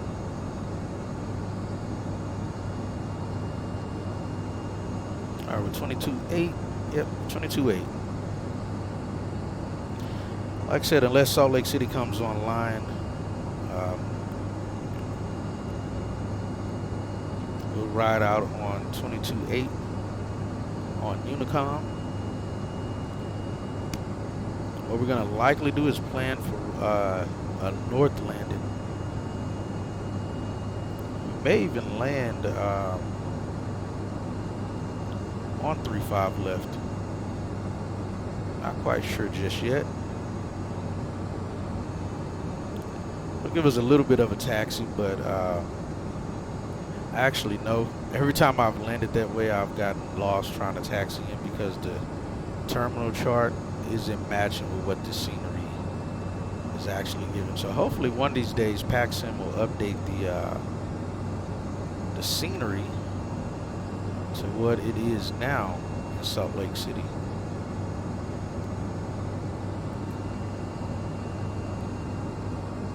So yeah, we'll likely plan for 3-4 right. Is what we'll likely plan for. So while I'm saying that, I'm gonna go ahead and pull up the chart for 3-4 right. So we'll already be ready for it when it happens. We'll go ILS. Actually, we can do the RNAV GPS. That's what we'll do. I'll get ILS in the backup just in case, but we'll go RNAV. It's VFR there, so we should be good.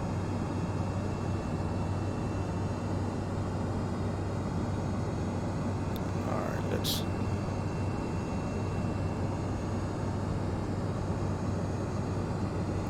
Alright, so what we're gonna do, let's do this. I'm gonna move this over here and bring the charts back up.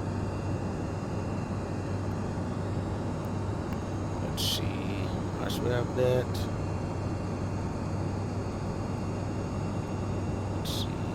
Bring the charts back up here for us for that approach. We'll go ahead and go over that approach as well. I've gotten so out of whack of the FAA charts on FlightAware, and I've gotten so used to the Jeppesen charts, which when I first found out about the JEP charts, people were like, man, it's so much smoother and flows better with the JEP charts. And I was used to the FAA charts at the time. But even the first time I saw a JEP chart, it made sense how it's laid out in comparison to the FAA charts that ForeFlight uses. I like it so much, I may even pay for the subscription to use the Jeppesen charts on my ForeFlight. I'm very much used to using the Jeppesen charts. So much easier to read. Let me see if I can find our approach. Alright, so we're gonna go 3-4 right. Let me get the RNAV pulled up instead. Alright, RNAV GPS 3-4 right.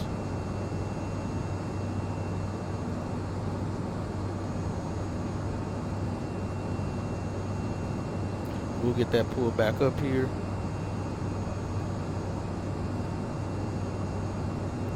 Alright. So we'll go over the approach chart. Like I said, unless Salt Lake City comes on and changes it, I'm pretty sure we're going to be landing, we'll land northbound.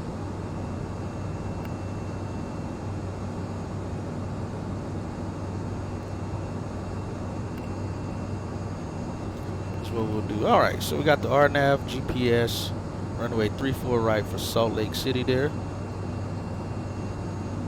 That is correct. And again, like I said, the FAA charts here is what we have. Alright, so our approach course is going to be, we'll get that set right out the gate. We'll turn a preview on, and the course line shows up right here. Make sure you guys can see that. Fix my...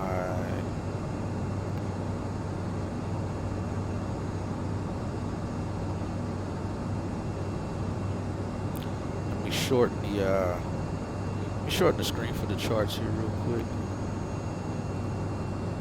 Just a little bit shorter. Hopefully you guys can still see it. Hopefully. But that way it's not in the way of It's not in the way of the panel. Alright, so we'll go ahead and set the preview for the course to 344. So our preview course is set 344. And let's see, we got ALSIV 2 on the approach lighting, which again we shouldn't need. It's daytime and it's VFR, so those lights won't be on anyway. Mr. Approach has climbed 9,000 direct to VORTAC, TCH VORTAC, and on track 336 to OGD VORTAC and hold, which will be going straight ahead from Arayu, and Mr. Approach is right there at Gibby. Dotted line is our Mr. Approach, TCH, and then 336 out to our Mr. Approach here at OGD at Ogden. And because we'll be on that heading, we can do a parallel entry and join the VR for standard right turns. And MSA near the missed approach point is 25 nautical miles, 13,000 no matter where we are around that missed approach point. 13,000. And sorry for the smack there. Alright, but from our top-down view, we definitely have some things to consider as far as terrain being one of them. And if there are any obstacles, which we have one right here, 4320, which is right at the, let me see, that looks like that's right at the, oh no, that's final approach fix. So it should be, that should put us at like 500 feet above the ground. That's showing 4320, so that ought to be at, we should be at 4820 by the time we get near this obstacle. We have one off on the left side as well, but that's way out there by 3-4 left, so we don't really have to worry about this one. We won't be anywhere near that one. Alright, and so again, missed approach information there. We have a 3-degree glide path angle. Come in via Plague, down Algae, Hacker.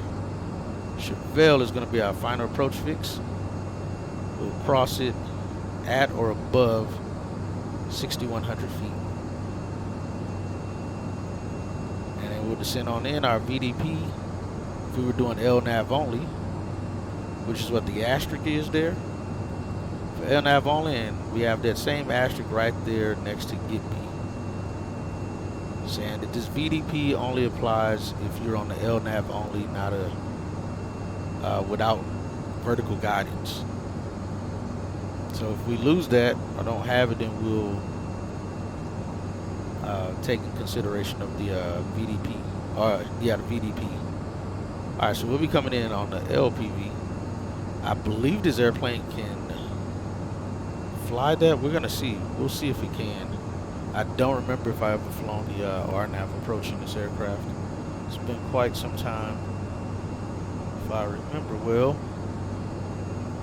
Alright, so 442, 4422 is our minimums. We'll get that set up now as well. Let's see, 22, we'll round it up to 30. So right here on the dash, we have barrel 220, and now I'm gonna hold control and do the spin wheel and go up in the thousands, hundreds to thousands. And I'll let it go and get that inside number. So 44. I did go 20. I thought I picked 30. So I'm gonna have to go all the way back. 30. And now let's increase. All right, we have 4430 set on the barrel pins. For our minimums, that puts us 200 feet above the runway with 1,800 feet RVR. So that's about a quarter of a mile visibility of the runway environment. Again, Salt Lake City there, right one RNAV GPS 34 right. And again, from our chart here, we have the arrow. That's a direct lineup of the runway with the center line and the center approach lighting. So it makes it a precision approach. Alright, so that's that. That's our approach coming into Salt Lake City. Again, pending if Salt Lake City comes online and tells us we're landing south. But as of right now, we're going to be landing on the north side. So we'll see how that goes. I think we should be good though.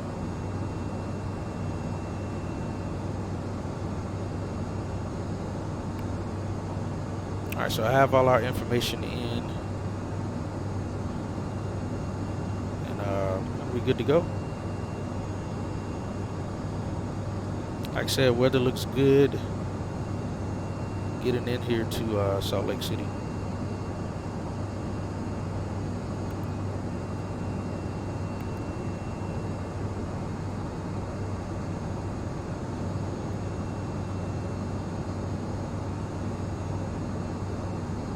Should be.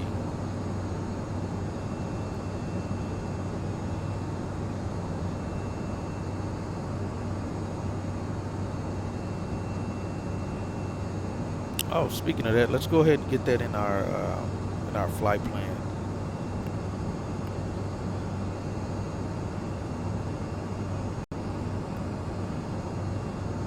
So we'll bring the flight plan up here, and we'll go ahead and set our arrival.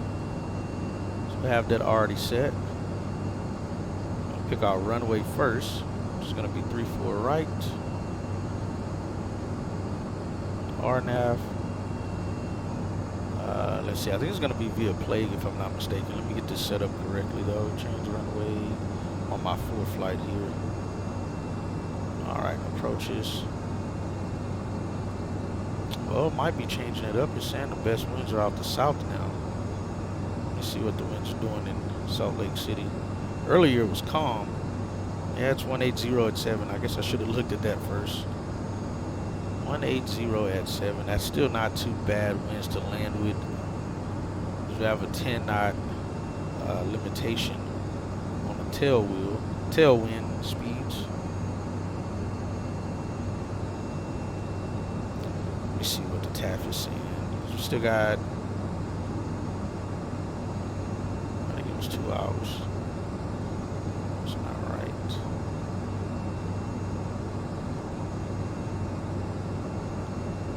Let me verify where we are.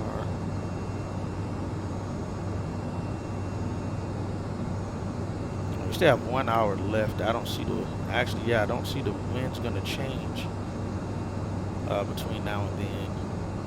Let's see. 2320 Zulu, 1202. Yeah, it looks like it's still going to be out the south. All right, so we're going to switch this up, and we're going to reset up for the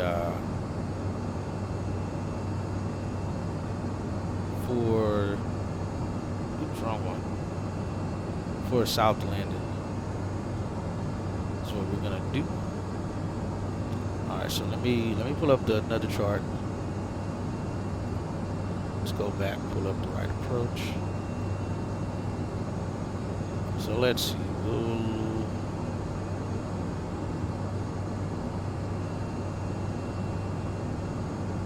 do the RNAV 16 left is what I think it's gonna be. 16 right.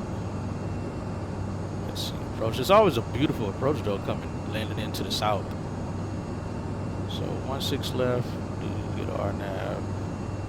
Oh, no, not left, right. Less and the RNAV. Get both of those just in case. And let's see. So we're still gonna plan for the RNAV. Alright, so let's pull that back up then. I'll go over that real quick, make sure we're good on it. Let's see, RNAV 16 right, GPS. And the charts I'm pulling up from Sky Vector is what I'm using to see these charts.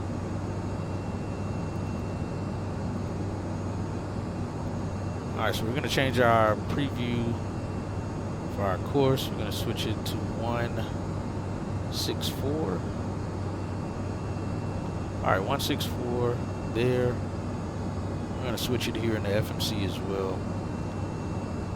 Let's see. I got to re-switch that back around as well on 4th flight. So 16 right. Approach. We're going to set up for the approach to intercept at Ogden, but we're likely not going to go all the way out to Ogden. So let's see. RNAV 16 right. Use it as the initial approach fix though. Let's see how far out there. It's 106. That still puts us 2 minutes within the planned arrival time. Alright, same altitude for the approach lighting system. Mr. Approach has climbed 10,000 direct BART and on track 164 to the Fairfield VRAM. So again, we'll be coming in from Ogden here. We're going to be on a right downwind for our runway though. We'll be on a right downwind and we'll join. I'm probably going to go, so final approach fix is going to be Binker. We're going to probably intercept here at Beehive is what we're going to do. So they give us one fix out and to fully get set up for the arrival at the final approach fix. But from here we don't have much terrain to deal with except once we're coming in on the arrival, which will bring us up the left side of our missed approach area. So it'll bring us off to the left side, and this is all pretty much, I think this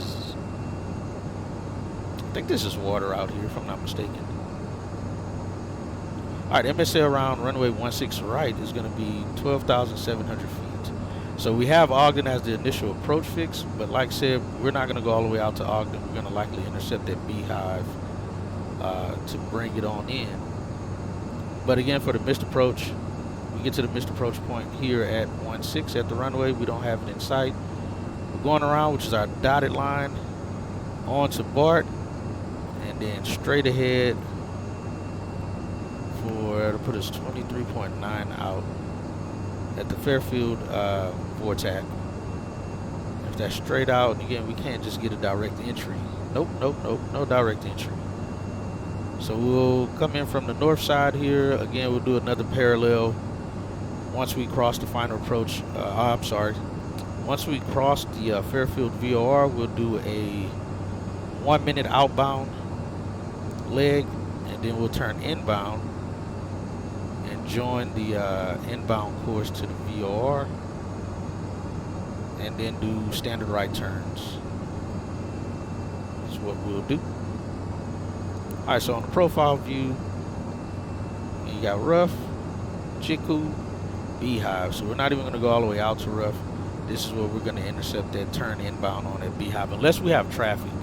There's traffic already landing, then we're going to accommodate that appropriately, and we'll continue outbound to Ogden, or maybe even to Rough, depending on what traffic we have around Salt Lake City at the time. But the plan is to intercept at Beehive, 7,500 feet at or above at Beehive. Again, standard 3-degree descent rate. Actually, we only have LNAV here. It's not even an LPV, it's just going to be a LNAV, so we only have lateral guidance. So that'll put us, that's why the minimums increased by 300 compared to what it was the opposite direction. So 4740 is what we're going to increase our minimums to on the our minimums here. So what is it, 4740. So let me bring this back down, increase that right at 40, and then we'll take it back up here, and it's 47. There we go. So 4740 on the barrel for our minimums. We already have our preview for our course set up to intercept on. Looks like we're catching up with some traffic off our left. He's crossing in front of us here. Looks like a Southwest jet. Which this guy right here in front of us at 2,000 feet. So like I said, we'll get the finish getting the FMC set up. But yeah, so that's our arrival approach. We're going to do the RNAV GPS 16 right.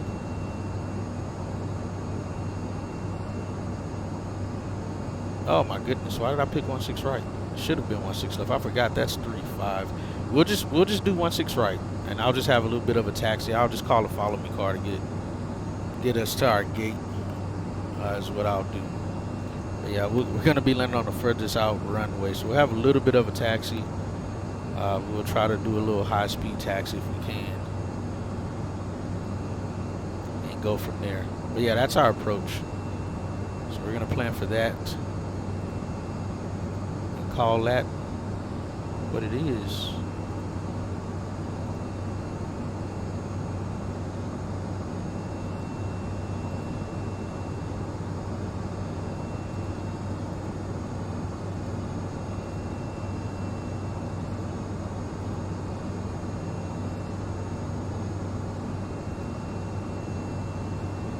So let me get that approach in the FMC here.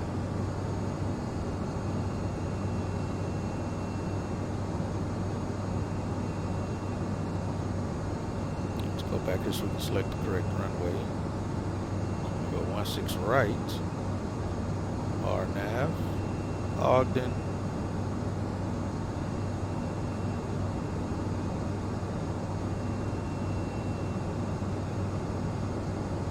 Alright, 16 right. Ogden. RNAV 16 via the Star Helper. LaHaye 5 is what it looks like. So we'll insert that.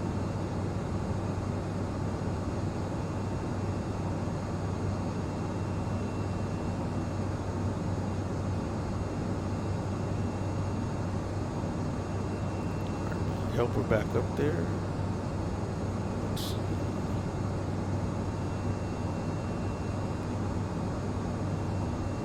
Bring this up to the vectors.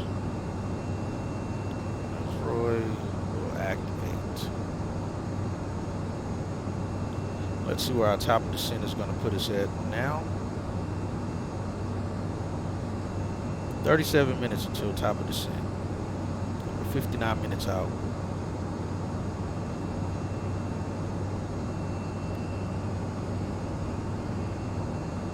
Alright, so what I'm going to also do is make sure our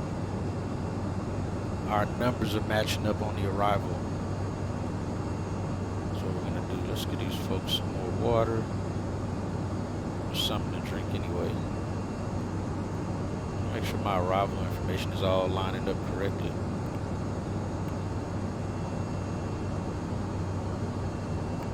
Alright, so our first altitude restriction is going to be, since we're landing south, expect 19,000 at Spain. So we're going to put that in now. No speed restriction, so we'll leave the speed alone and we're just going to change it to 19,000 even.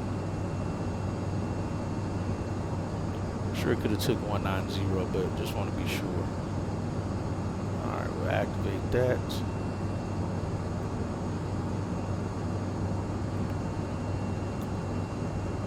We're going out to Fairfield. Expect 17,000 at Fairfield, and that's already there. 17,000 is said driving 15,000, that's correct. Pit 11,000, correct as well. Magni 11,000, yep, still 11,000 at Magni. And Cupa doesn't change, still 11,000. Roy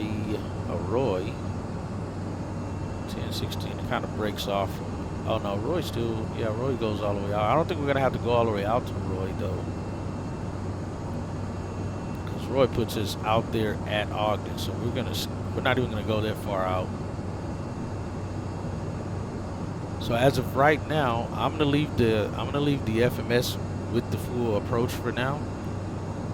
until we get at that phase, because I don't want to delete any of these waypoints in case Salt Lake City comes online. Then I have to re-input all of that stuff. I don't want to have to do that. So there's Rough, Chiku, and Beehive. Like I said, that's where we're planning on intercepting at, is at Beehive. That's the plan. Because we're going to intercept at Beehive.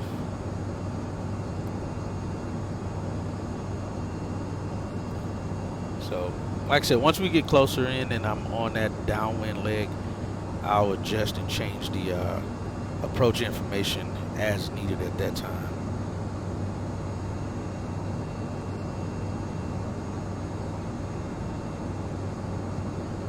There's clouds coming in.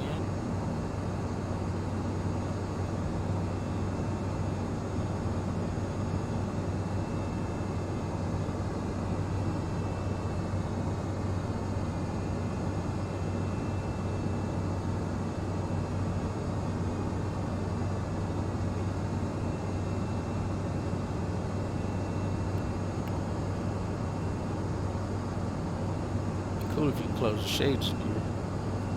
Don't look like we can though.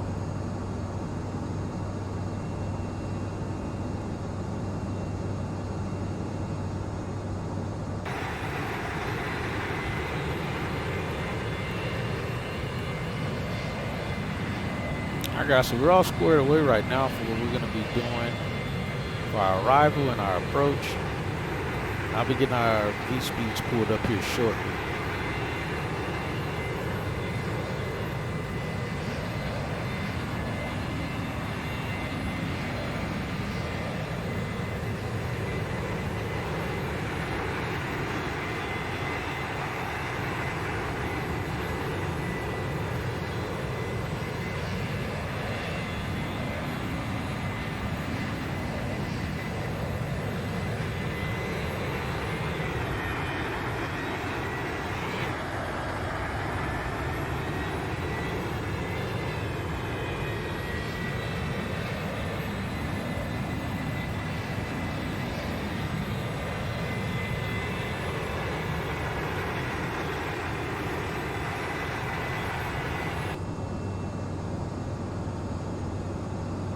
Alright, give me just a second, guys. I have to turn my fan on in here. It's pretty hot.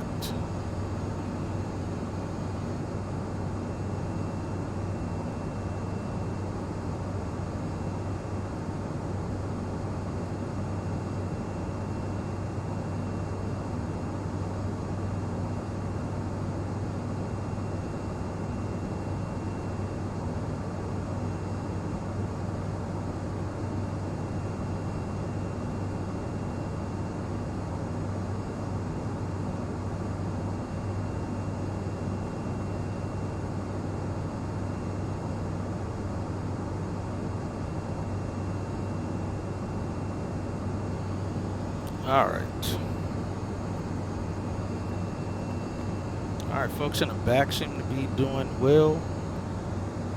We're doing good up here as well. Yeah, it looks like all of everything that's going on is on the East Coast. That's what it looks like.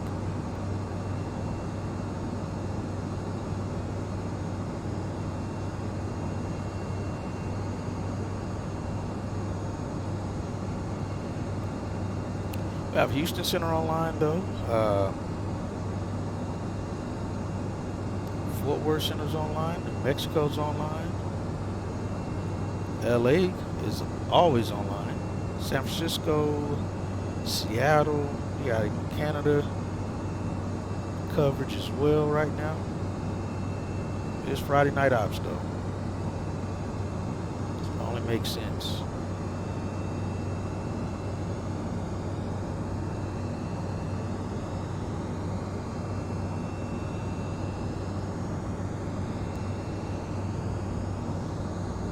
There's not much any traffic flying into Salt Lake City. But yeah, I don't think I've actually landed runway 16 right anyway, so we'll take 16 right today. 54 minutes out. Planned 54 minutes, but we're 51 minutes right now. So we're gonna try to keep our speed up as much as we can. But we're definitely gonna probably be late parking at the gate. We're gonna be parking at Bravo 4. It's gonna be our gate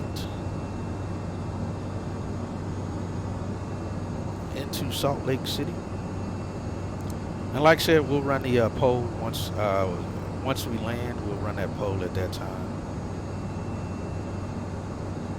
Let me see something. Alright, so it looks like runway 17 and 14 are closed.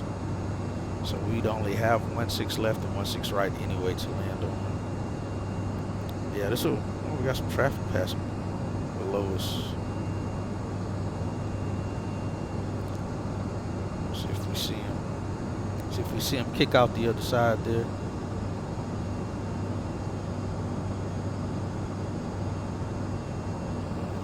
Looks like he's well behind us. So I get to see him pass by underneath.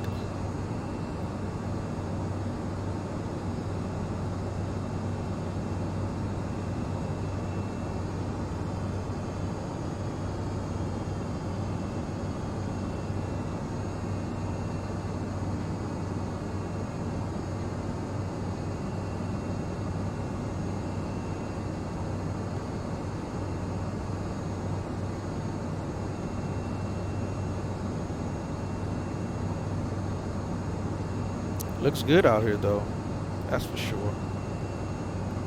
That was a JetBlue that just flew past underneath this.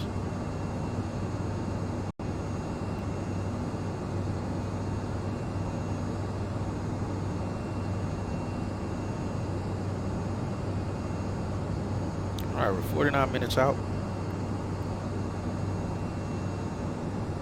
So I'm turning preview off for now. We'll turn it back on once we're within range.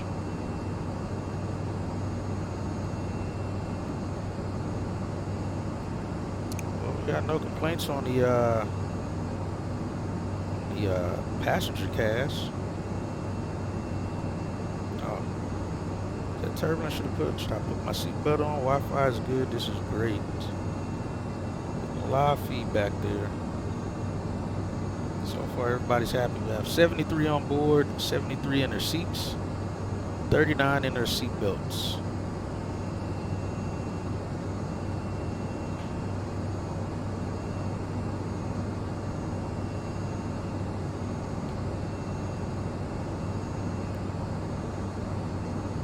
Somebody says they're starving. They're just gonna have to starve. We're not giving out food twice, unfortunately.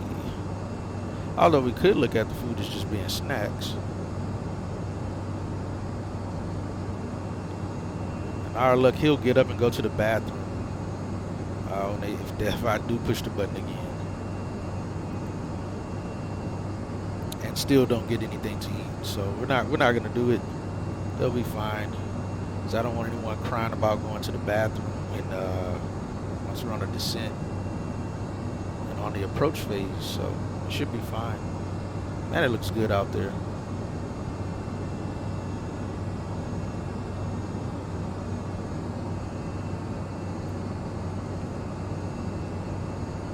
I also had someone on my YouTube channel ask if I can show my settings.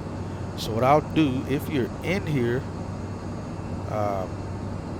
tonight on this stream, say something to me here in the chat, and I'll show my P3D settings once I'm on the ground and the flight's over. Because at that point, I'm not going to care if the sim crashes or acts weird, because we'll already be on the ground at that point. So if you're in here, if you can hang around longer, or if you catch this on YouTube when it's over on YouTube, you'll see all of my P3D settings once we're on the ground. Like I said, please remind me, because I'm sure I'll forget, or someone remind me or yell at me about it, and I'll pull all of my P3D information up, settings on screen. That way you guys can see with myself how I have the sim set up.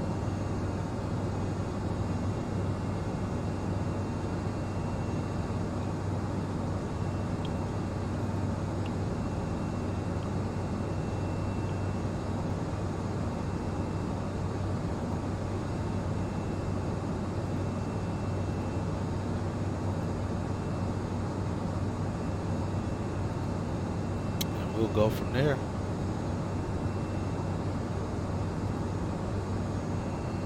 Alright, we'll still run a poll here. We'll run it right at the 40-minute mark for the landing rate. You guys can decide and choose. Now also, keep in mind guys, I do not care which side you guys choose for the landing rate. It doesn't affect me in the slightest. So definitely choose the landing rate based off what the weather's doing. So what I'll do when I set the landing rate, turn on the prediction, I'll replay the I'll play the ATIS. That way you guys can see what the weather's doing. We already know we have a 12,000 foot runway as well. So definitely want to kind of base that landing rate based off the conditions of the airfield, the weather, those kind of things, because in some cases we definitely will be putting this thing down much faster, at a faster descent rate than normal, to make sure we get it in the touchdown zone, as well as making sure we keep it on the runway. So that's why I say my landing rates always differ. I don't expect them to be lower than what the prediction is showing for, or on the money. It fluctuates, so kind of gives you guys somewhat of a chance of winning on either side, I would think anyway.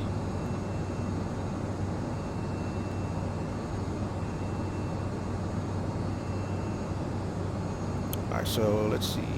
Check reserves. We should be fine.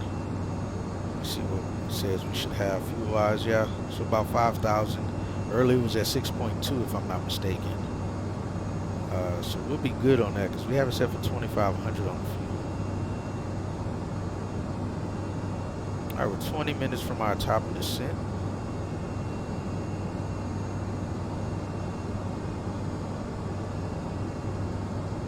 So we have less winds off the nose. We're at 42 knots on the nose and 52 crosswind. That's interesting. 67 knots. I don't know that I'm reading that correctly. It does have a dotted line, so I'm not sure. We got 42 on the nose.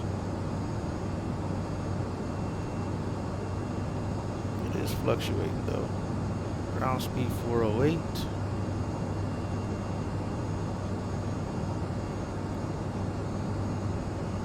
Alright, that 7-minute mark, we'll let our folks in the back know we'll be getting ready for our top of descent.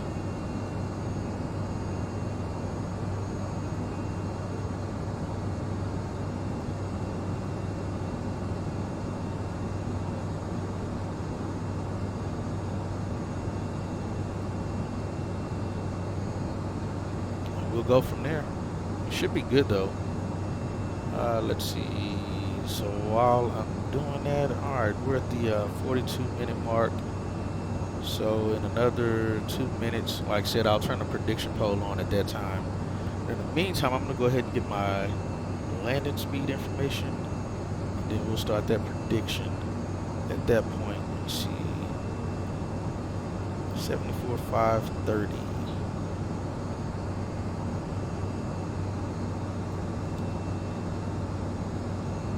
Let's see. 74. I know we won't burn 2,000 pounds at that, so we're going to round up and keep it at the 75,000 pound mark. So flaps 5 is going to be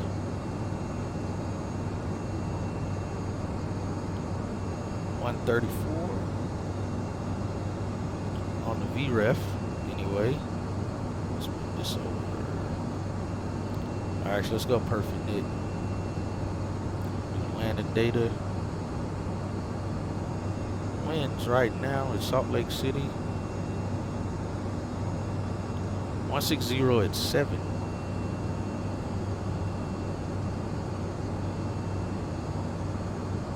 Get that in place. See what our headwinds is. It's gonna be 7 on the nose, of course. Didn't even have to do that. So we're gonna add that to what our VREF is.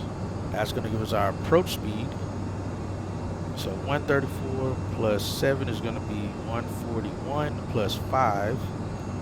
According to the charts, VREF is plus 5 no matter what. So if it's calm winds, we're still adding plus 5 to the for the approach, for whatever the VREF is. So it's VREF plus 5. So we have 141 plus 5 will be 146.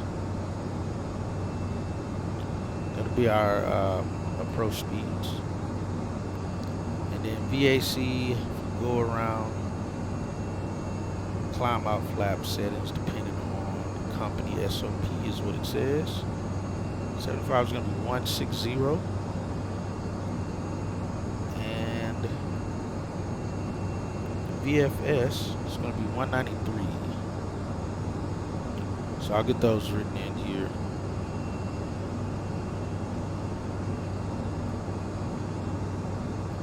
Alright, so 134. 146.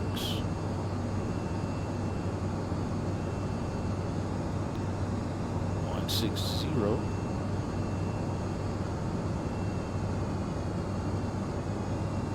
193. Oh, not 1933. Alright, so we have our landing speeds in place. 16 minutes out from top of descent.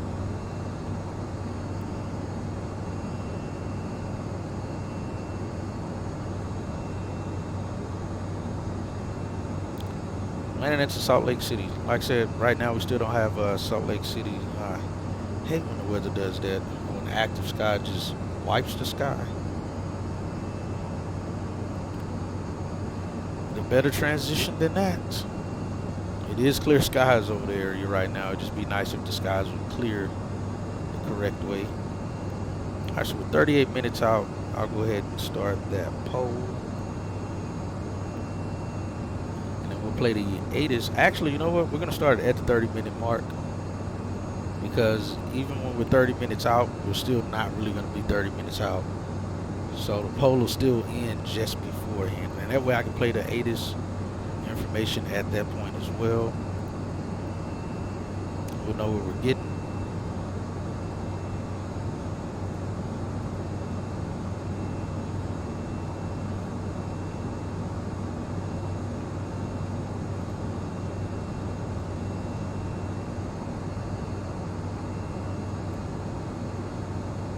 Like we have 2, 4, 6 airplanes right now en route to Salt Lake City as well.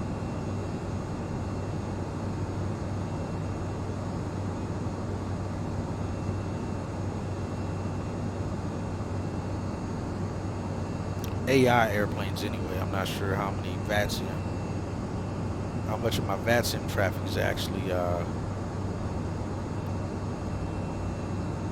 going into Salt Lake City.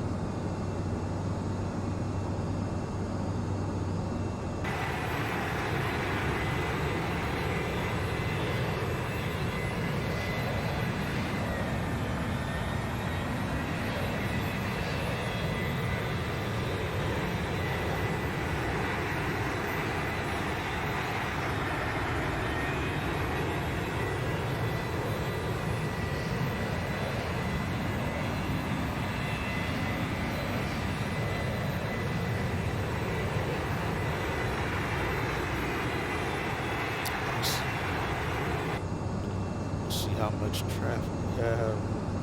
Doesn't look like we have. Heck, right now it looks like I'm the only person flying into Salt Lake City from the looks of it. From the looks of it. Alright, so 37 minutes to go. 13 minutes until top of descent. Burning looks like just under 4,000 pounds an hour.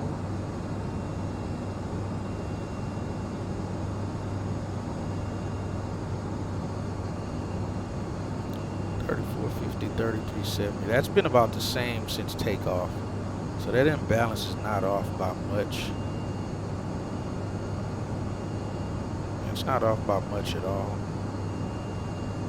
It's almost 100 pounds. I think once it's at like 200 pounds is you want to cross feed then.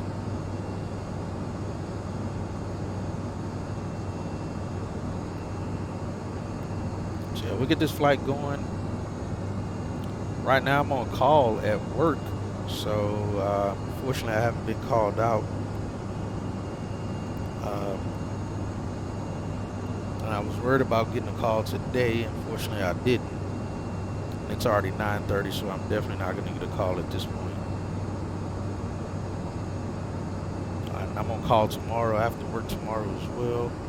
My on call will end on Tuesday, or actually midnight Tuesday morning is when it'll end for me.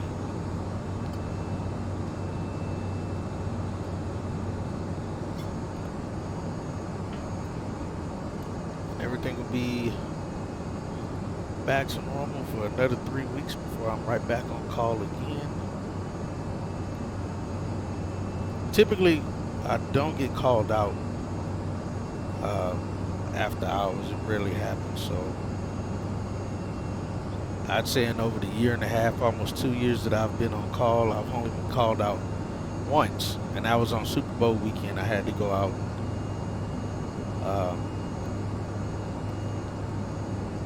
Do a job.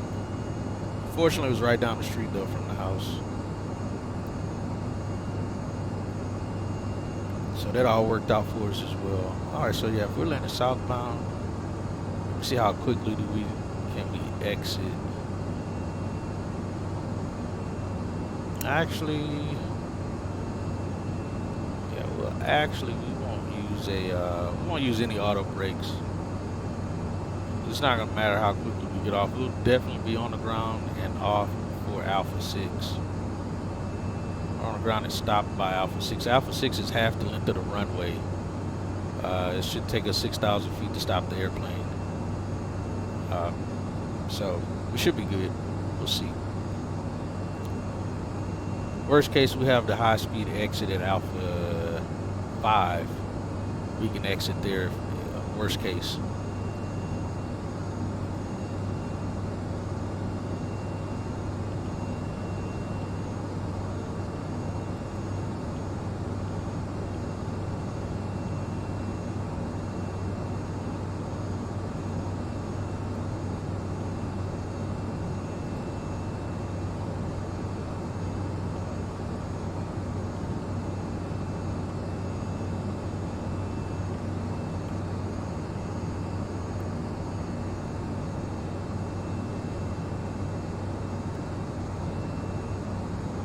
And I saw the FS Labs post today from Facebook, from the comments, because I don't 100% know about Airbus stuff, but from what the comments say from a lot of aircraft engineers and mechanics, it looks like it's supposed to be an A320 Neo or A320 something Neo that's coming out. And for me, looking at the texture on the livery, just around the engine, it looks like it's P3D. I don't see it being a Microsoft aircraft. So I'd be surprised if it is. Just looking at the livery around it, it doesn't have it's not sharp enough to look like it's going into Microsoft.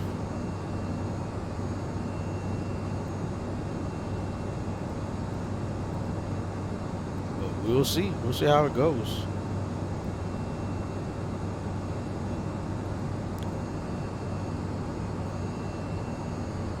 All right, satisfaction's at 92% for these folks in the back. And we're 1 minute away from giving our announcement for top of descent for these folks. Oh, we're right at the 31-minute mark, so I'll go ahead and start the prediction poll. And like I said before, guys, It does not matter what you choose. It doesn't hurt my feelings. Base it solely on the conditions and weather,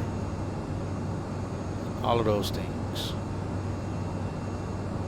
Alright, so we'll set that and we have it at 30 minutes. You can use those channel points and give a prediction.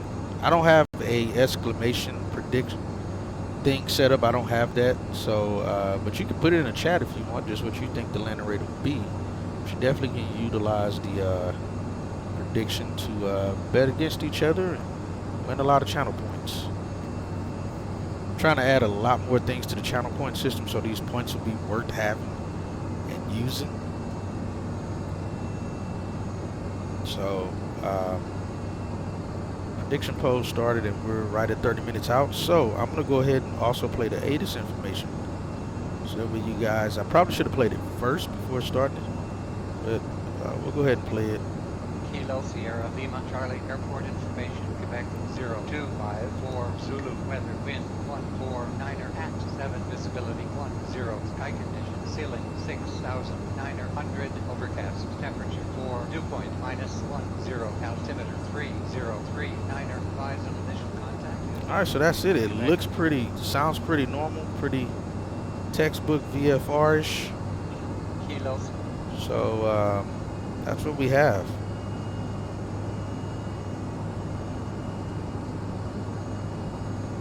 Alright, we're past the 7 minute. We'll go ahead and let the folks in the back know. Ladies and gentlemen from the cockpit, once again, you'll be delighted to know that we will shortly be starting our descent, at which point the cabin crew will start preparing for our arrival. If you can make sure all aisles are clear for the cabin crew and start making their way around the aircraft, it would be most appreciated. Thank you.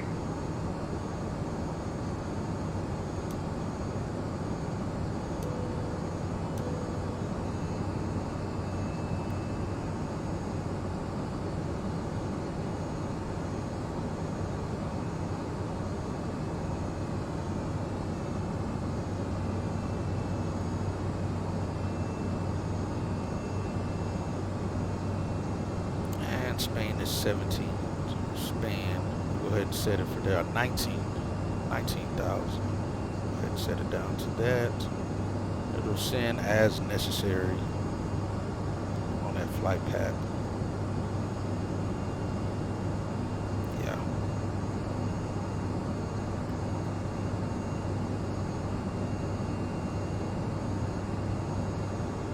Turn airports back on the map screen.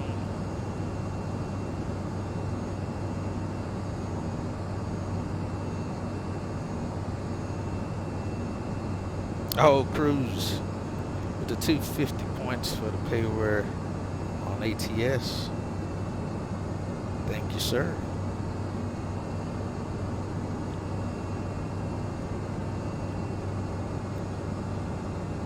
Like I said, still hunting to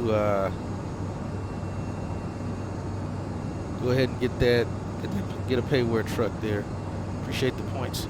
And I've also, I keep extending the days on it because I know those points are pretty high set for it. So I just keep extending it. I'll probably extend it another month or two and then let it play out from there. If we don't reach it, then I'll set another one and I'll lower those numbers if need be.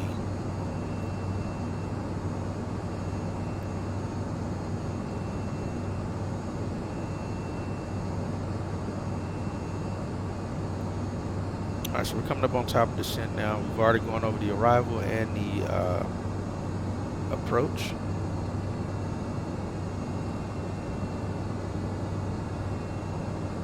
Again, so far we still don't have any ATC online.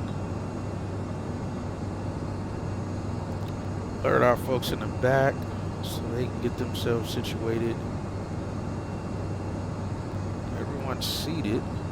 So no one's in the bathroom, so that's good. Hopefully no one gets up and goes, oh, somebody just got up. Just as I said.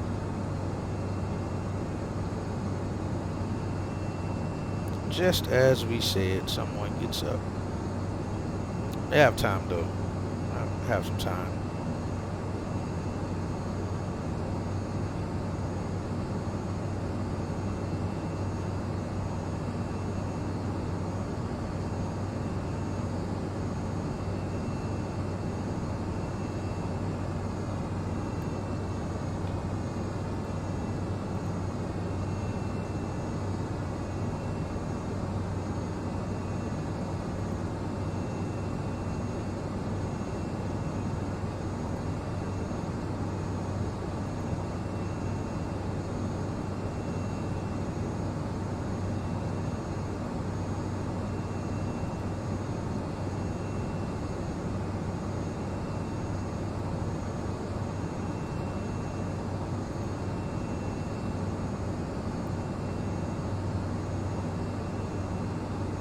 still have some traffic inbound right now as well. Looks like the same 6 airplanes from earlier that's inbound from, looks like we have someone coming in to Salt Lake City from Dallas. Whoa, from Orlando, a Delta jet coming from Orlando to Salt Lake City and somewhere from Mexico, looks like. Benito Juarez International. Yep, Mexico, all the way to Salt Lake City. 2 Deltas going, looks like they're going the furthest. The Southwest is coming from Tampa International. It looks like we have a Delta jet that's just close to me that left going to Walker, wherever that is.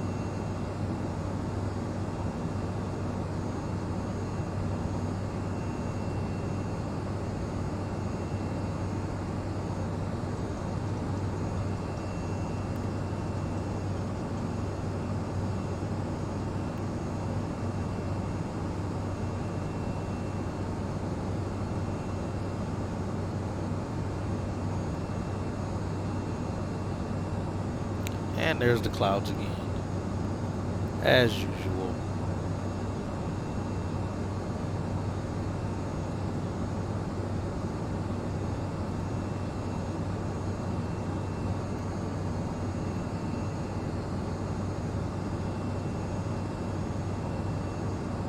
Alright, yeah, we're coming up on that top of the descent now.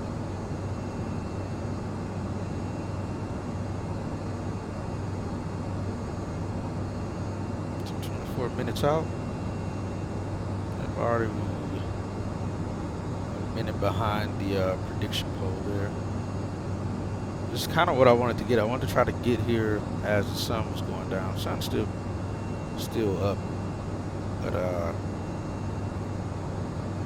yeah, that's what I was going for. I didn't want to do. I try not to do too many night flights. Night flights can get boring. You can't see anything. Can't see the airplane much. I feel like the only time I'm really gonna do a night flight is gonna be when if there's like some really bad weather and we got some lightning. You can see that nice lightning happening out in the distance and such. I think that would be cool. All right, we're in that descent right now.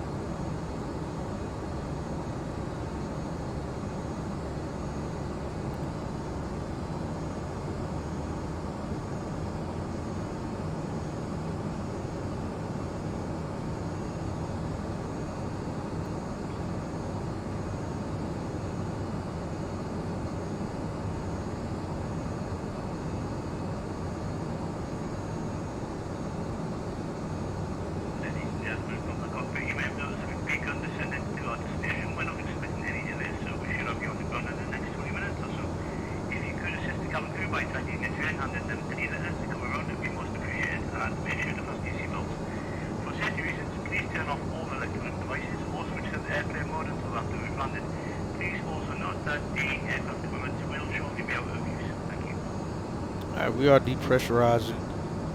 Cabin altitude is 7,100 on a 400-foot descent rate. 7.2 on the PSI. We'll verify that's at 0 as well once we are nearing the ground and or on the ground. Landing field elevation is 4223.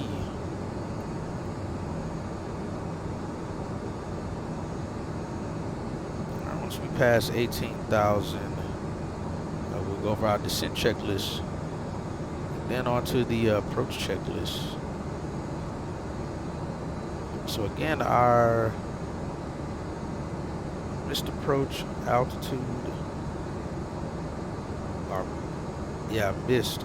We're going missed. It's going to be climb 10,000 straight ahead to BART, and then to the Fairfield VOR and hold on the east side.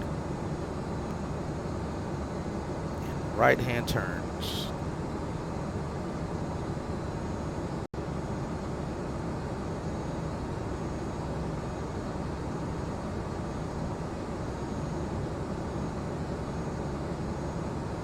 Alright, so we already have our V-speeds in place.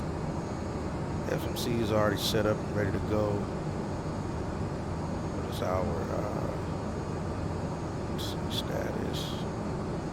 We're 73,260.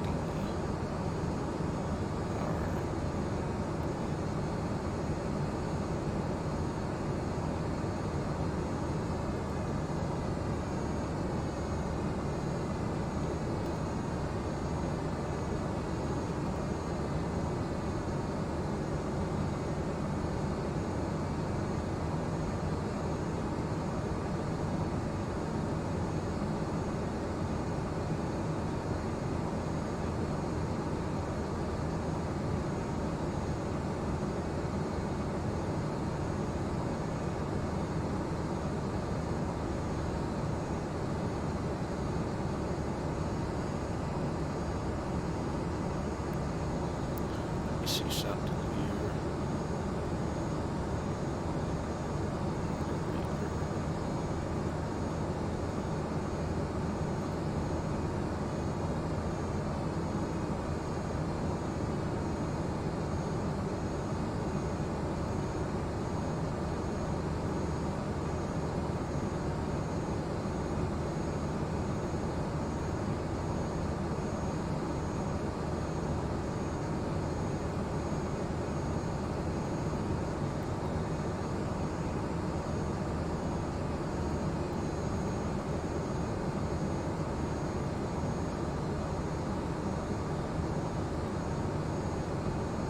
Alright guys, looking good here.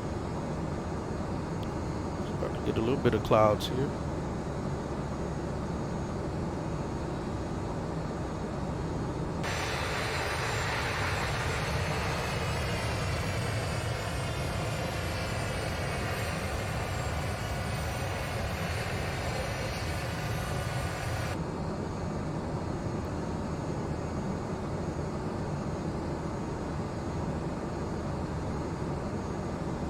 So again, there's Fairfield VOR. That's where we're gonna hold if we have to go mist. And again, it is on the east, southeast side of the VOR. That's where we're gonna hold to if we need to. We're right on profile though.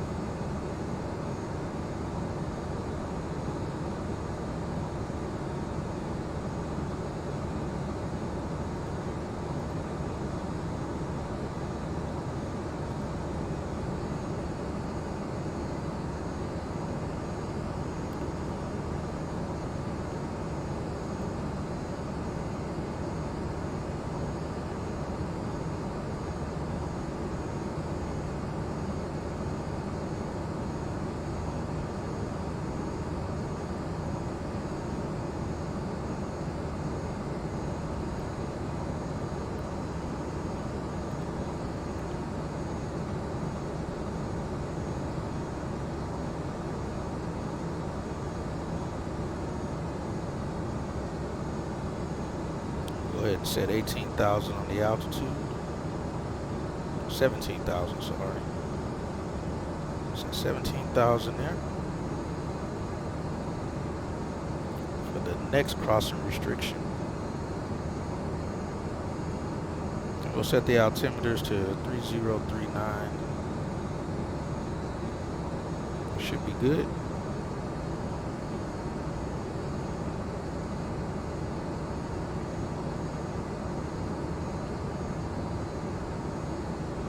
Turn preview on as well.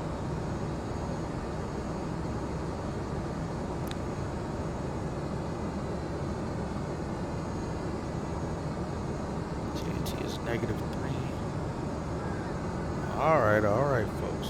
But throw the belts on then. It's not too bad.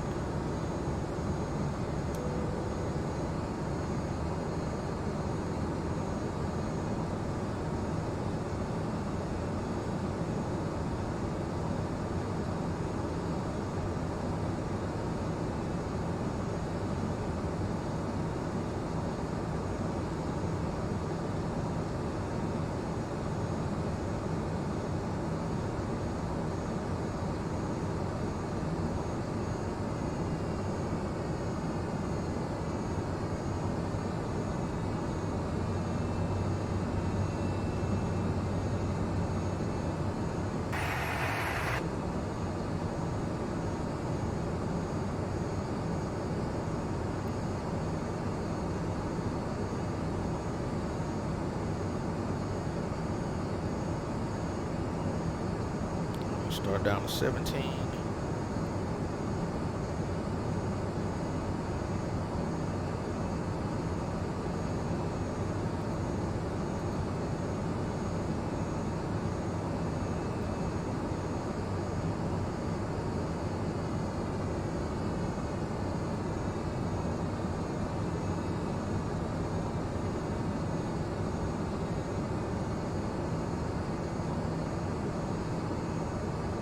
Descending past 18, so we'll go ahead and set our barrel in barometer to 3039.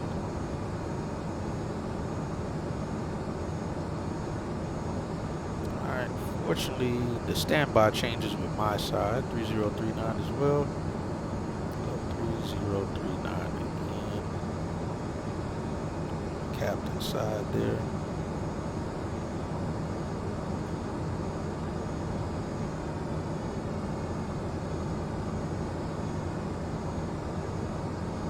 .039 set.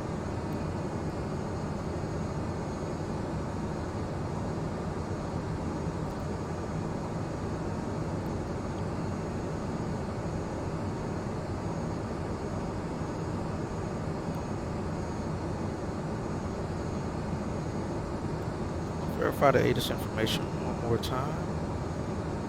Kilo Sierra Lima Charlie Airport information Victor 025 for Zulu weather wind 149er at 7 visibility 10 sky condition ceiling 6,900 overcast temperature for dew point -10 altimeter 3039er 5 initial Still the same. information Victor.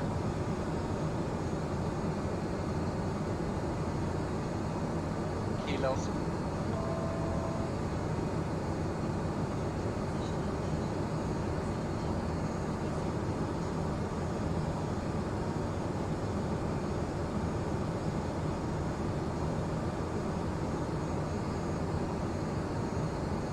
Alright, so below 18, I'll go ahead and get the side lamps on.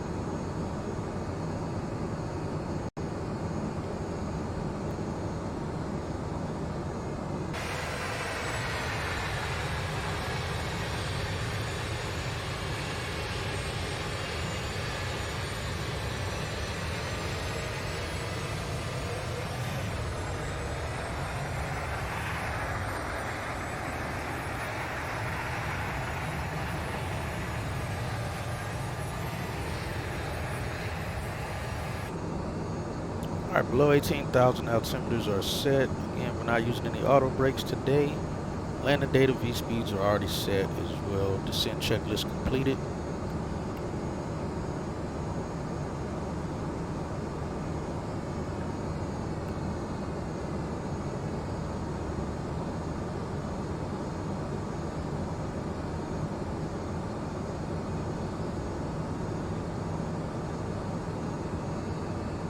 Out of 16,000.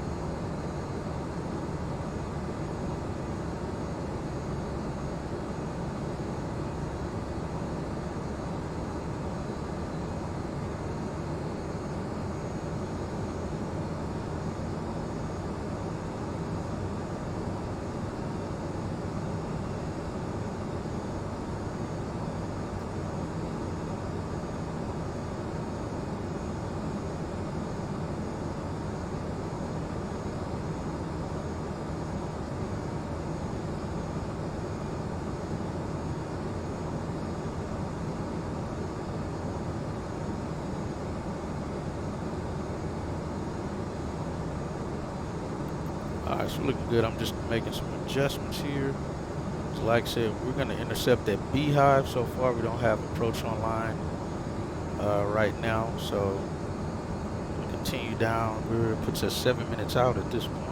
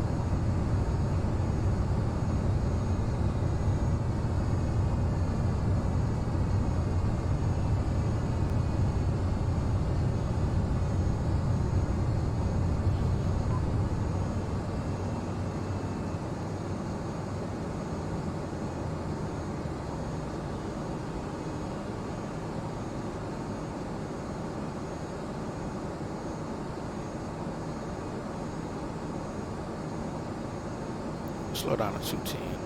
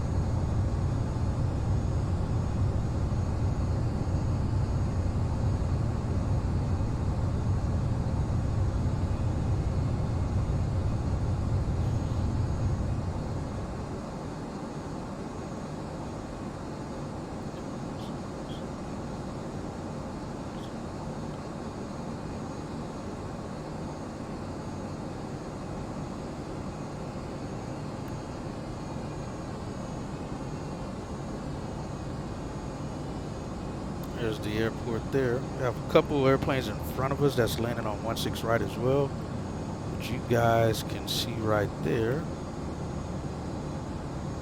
I think that's Alaska 868 or something like that, I think it is. There's a Delta coming in right behind him that's going to be landing. And we'll be landing behind that Delta jet. He ought to be crossing in front of us here shortly. Let's descend down to, I'm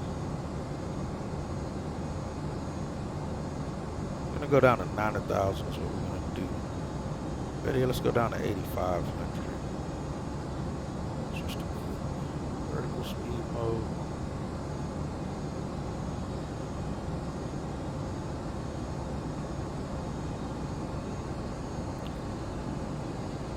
Salt Lake City traffic, SkyWest 3506 is right downwind for runway 16 right. Gonna join at, let's see again.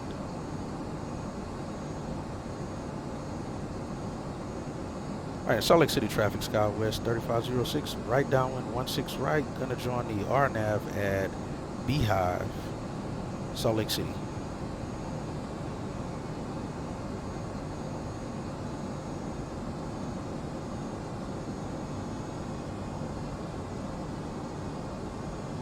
We're going to turn inbound once we get up closer. Let's see. Beehive.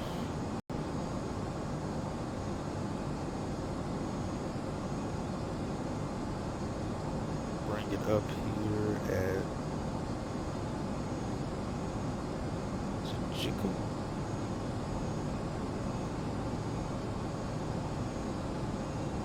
Actually, we'll hold it there for right now. We'll wait on it. Alright, we're out of 10,000, lights coming on.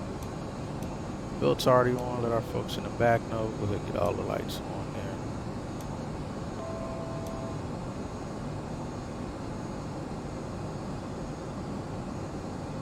Alright, those already on.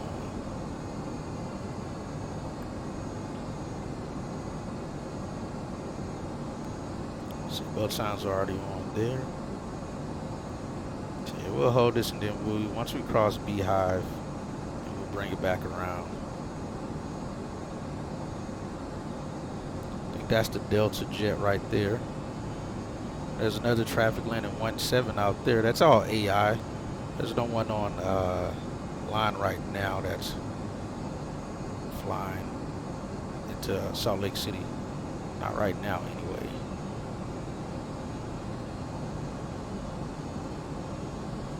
Cabin crew, please prepare the cabin for landing. Thank you. Switch to heading mode.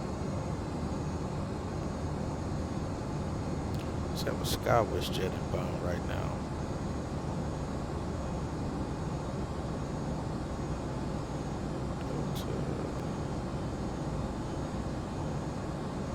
Oh, that SkyWest is actually in front of me. It's a Delta SkyWest jet, looks like. It's like 500 feet below us or above us. There he is. 3628. Let's see, is that him? Yep, that's him, 3628. He's landing 16 right. So we end up behind him. That's him right there on the radar.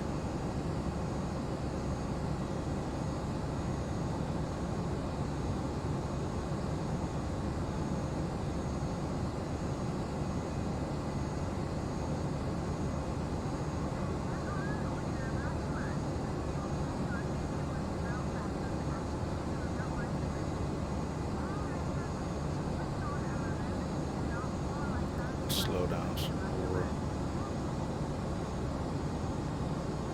Final segment speed 193 is what we'll slow down to, just to kind of give him a little bit more space there before we turn inbound.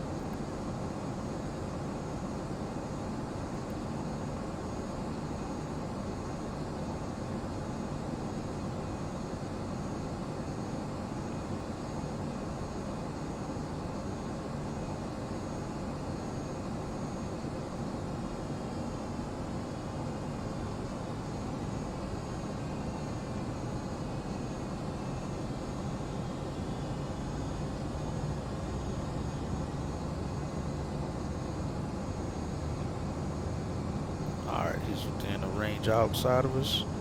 So bring Beehive up to here.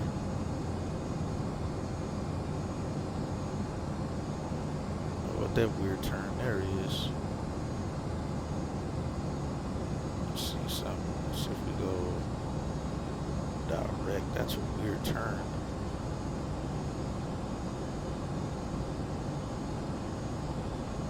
I don't want that.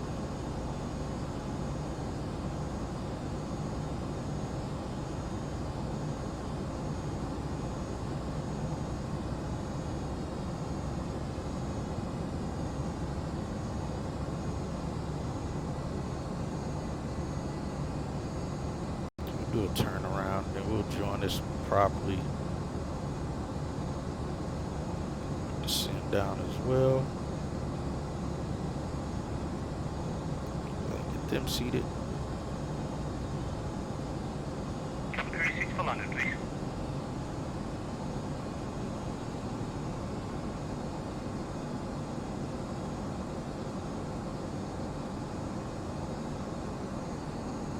Salt Lake City traffic, SkyWest 3506 is turning downwind to base for runway 16 right, Salt Lake City.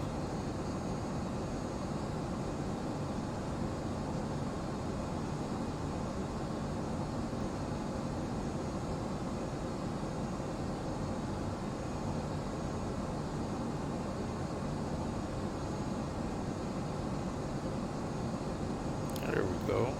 That cleaned it up.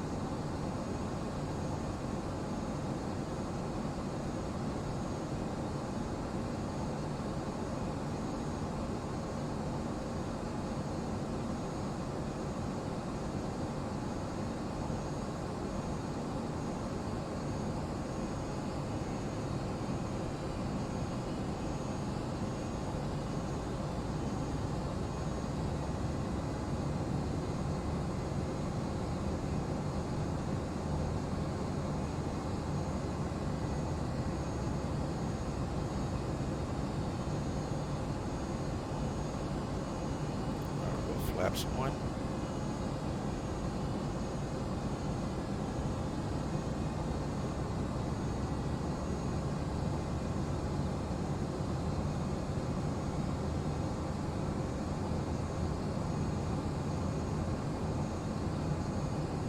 Below 10,000, approach, passenger signs are on, landing lights are on, altimeter is set, cross check.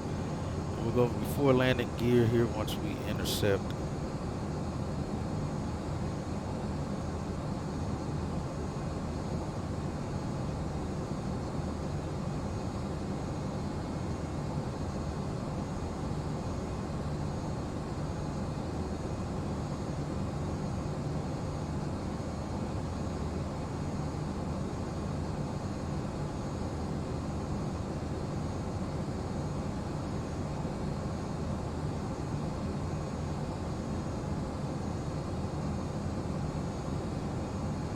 So yeah, we got the localizer. I guess we will get a glide slope.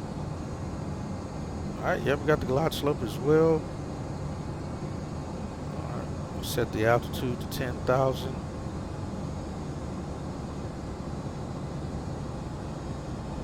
Slow to approach speeds.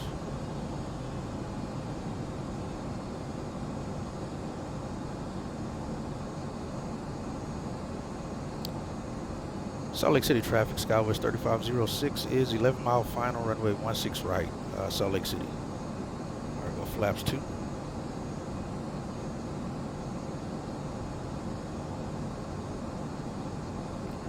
We're going to go ahead and drop the gear as well.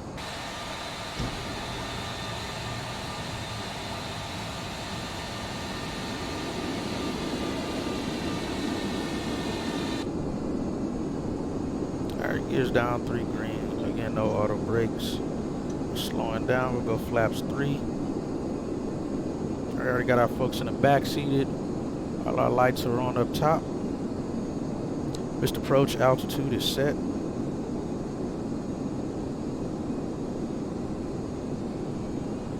Go flaps 4.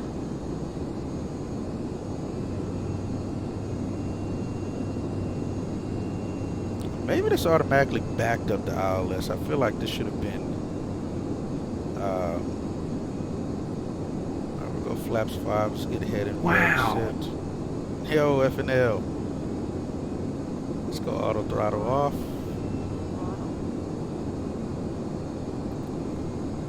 Let's go autopilot off. I'm gonna turn it back on nav and see if it follows. No, it doesn't. Put it back on approach mode, then follow it in. I think it automatically backs up to the ILS. That's what I think it does. Alright, my airplane. Let's go yaw dampener off as well.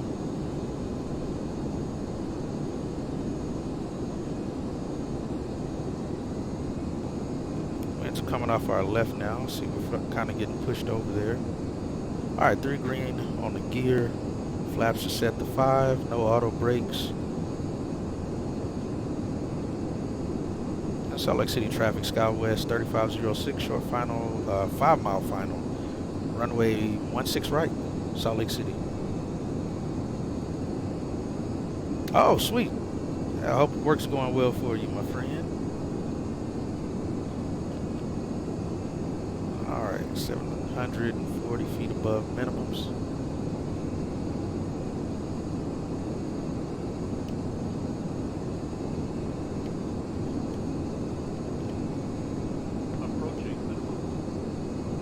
Oh, our obstacle is those high power wires there, power lines. Alright, we're continuing.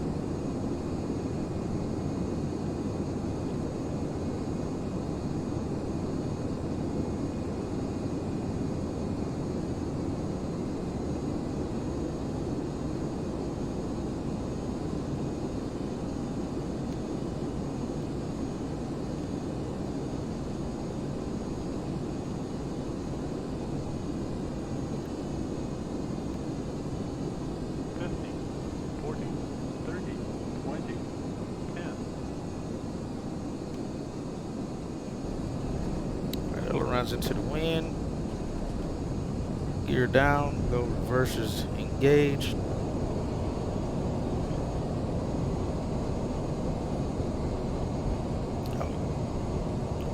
90 knots, 80 knots.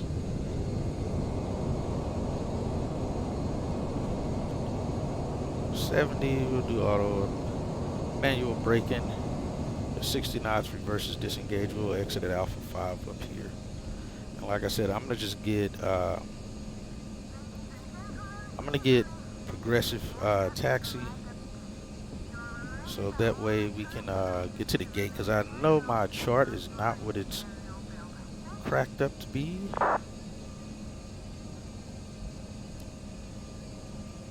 Yo, Heatman, thank you. Thanks, FNL, as well.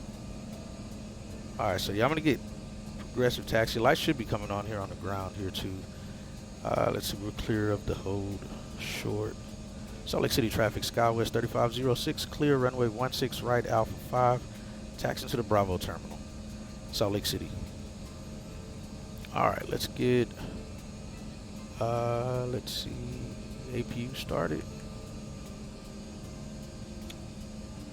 And we are depressurized at negative. Alright, APU coming up. Get it on. Strobe lights going off. Leave inspections, all those on, all those going off. Alright, APU's coming up. I am very happy to be here! FNL. I'm glad you're here, man. Thank you. Alright, speed brakes are retracted. We're good there. APU's coming up.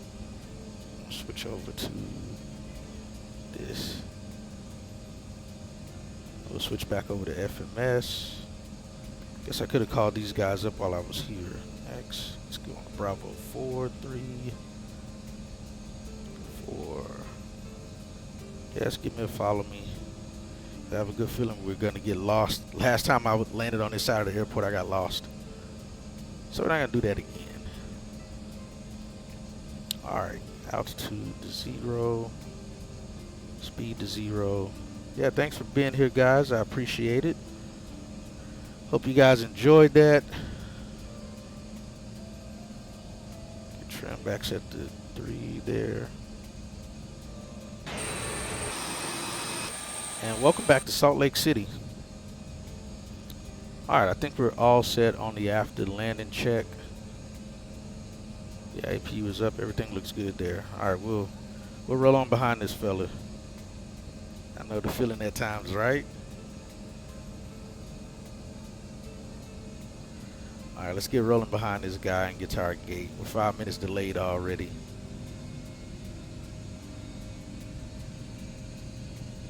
Alright, the flight time was 2 hours 15 minutes, was actually it was about 5 minutes past what we planned for. I think we're clear that way. Whoa, whoa, whoa, where's he going?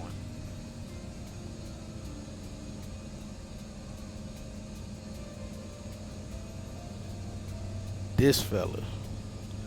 Oh, we gotta go left. I think it should say run me over, because that's what almost just happened there. It shouldn't say follow me. It should say run me over if you can. Alright guys, so yeah, welcome to Salt Lake City. Like I said, this flight was great, but I'm very excited for the next flights that's going to be coming up that we're going to be doing. Going to Burbank and San Francisco and Bozeman. Those are going to be pretty fun airports to go to. Alright, clear right, and I got a bad feeling about this. Well, as long as he stays out in front of us, we should be good. I just need to get past this terminal, then I believe we'll be good. I'll know where we are at that point. Let's see. Like I said, lights should be coming on here. Get those up. They'll pop on here in the cabin as well.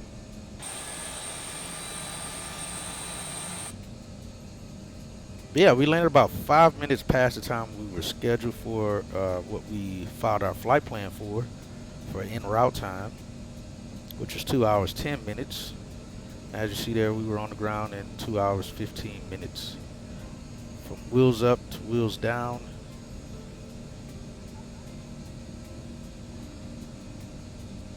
Sunset looks good though. That is exactly what I was going for today. The driver shouldn't be intoxicated. Alright, we'll get over here to the gate.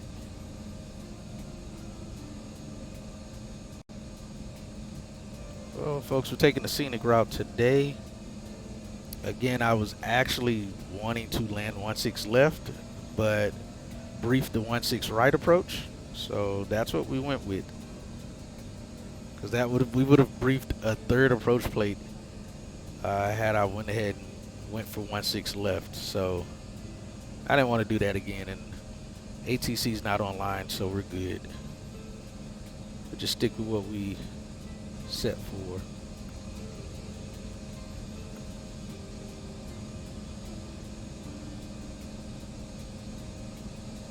Know the scenery and how the airport has the mountain. Yeah, man, it is beautiful. Especially with the sun, that golden hour, the sun setting down.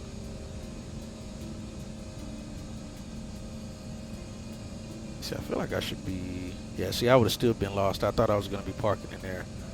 We're not parking in there either, apparently. It's going to be on the other side.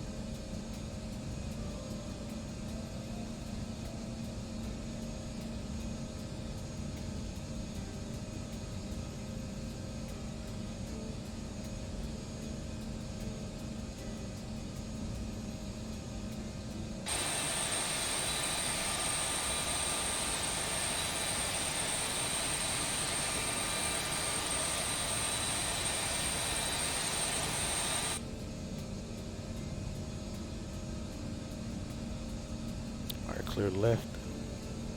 I'll push back there. Yeah, we're parking inside of here.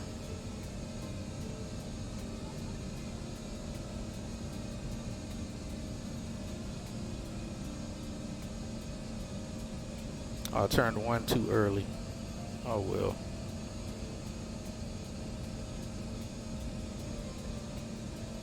I was trying to also get on the ground and catch Jason's stream. F and L, because I started a little bit after he did. Was hoping I'd be on the ground. I think he ought to have landed in Atlanta already. If so, then I'll go back and watch his stream afterwards. Hold on, I did pick Bravo 4, right? Oh yeah, it is up there. Okay, let's keep going.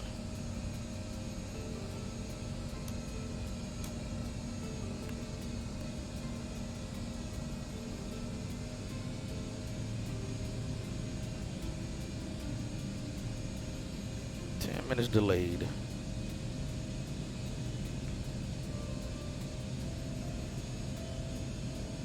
Bravo 8, Bravo 6. Here's Bravo 4.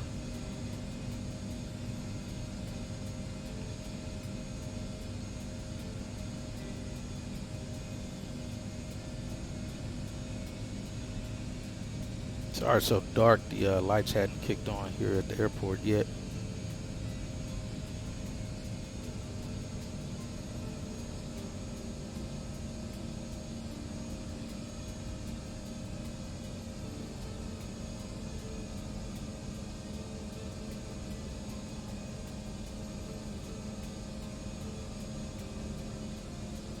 Alright, we're in the blocks. Lights ought to kick on here shortly.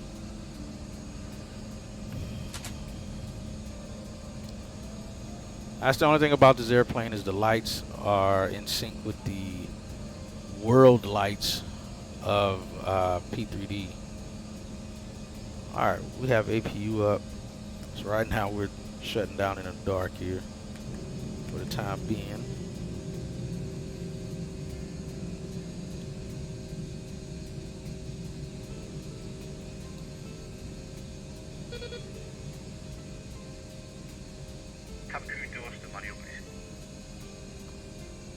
Beacon going off, 3A off. We APU on until we get a ground connection. Turn. We can actually leave logo on. Leave inspection on. Yeah, again, appreciate you guys stopping in and hanging out. Scenery. Yeah, I know it's harder for me to catch his stream being at work Fridays. Were you able to change the resolution in here? Oh yeah, they got it set where you can pick it whatever resolution you want. So at least that's good. Alright, jetway is connected.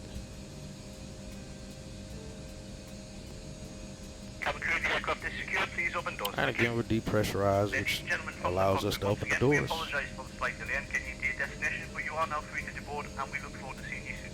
Thank you.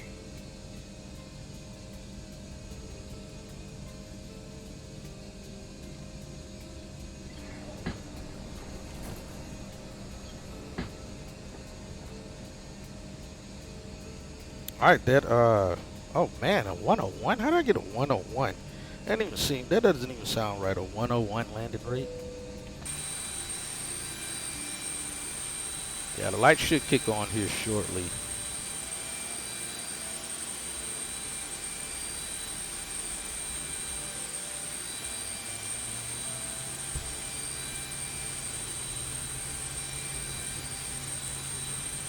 Yeah, appreciate you guys being on. That completed that leg. So again, our next flight out of here is going to Burbank. I'm excited for that flight. Headed over to Burbank, and we're gonna do it in the 175 as well. We're not gonna fly in the CRJ. So that's gonna be pretty fun.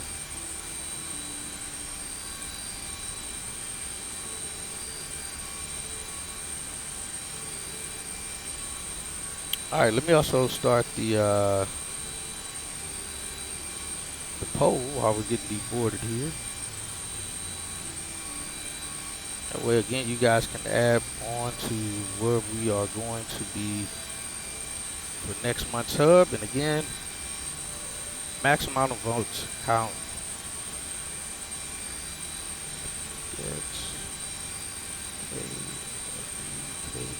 KTW, and that'll be there for 10 minutes. So you guys can choose. Right now, Houston, Georgia Bush is in the lead with 2 votes. So, so far. Alright, so we'll go over the flight report here. B minus. How do we get a B minus? Well, we got a B minus. I'll probably be being late too. So, negative 101 on that feet per minute rate. It looks like someone voted above. Sorry about that. But, yeah, it looks like we were below on this one. I honestly was not expecting that low of a landing rate. But, that's what we got. So we'll complete that as well. Oh, let me see what else you said. Yeah, I have okay signal within for me. I also have to keep my head on. Oh, yeah, for anything going on at work there. Yeah, I got robbed by them at self-loaded cargo on the feet per minute. Oh, gotcha. Oh, man. Burn, have you picked up the new 170? Not yet. Not yet. I did go to the website earlier while I was flying on my other PC. But I'm going to try to pick that up here when I end the stream. Alright, so yeah, negative 101 on the landing rate, 90 on the passenger rating. Said we communicated well, everything as usual. Landing was excellent for some reason. That was great. Touchdown assured the aircraft could be controlled. Passengers are happier after flying with this than when they boarded. We're scheduled to depart at 22:36. We departed 2 minutes early. Resulted in on time. We were supposed to arrive at 104 Zulu, but we were about 11 minutes delayed. Is what that resulted to. But we'll take a B minus. That flight reports by self-loading cargo there.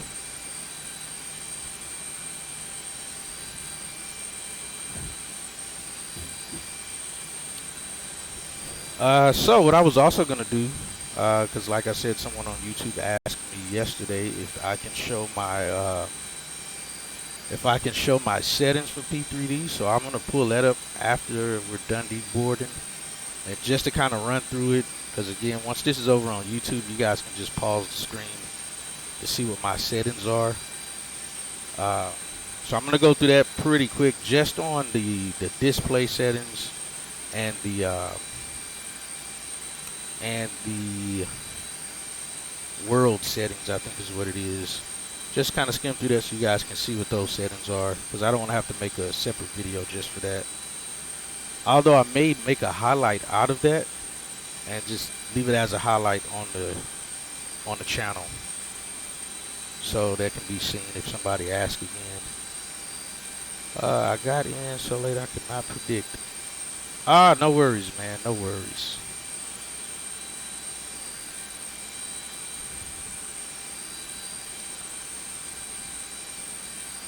Let's see.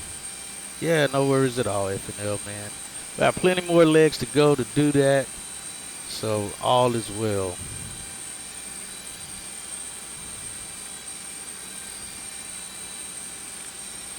You get to catch the next ones.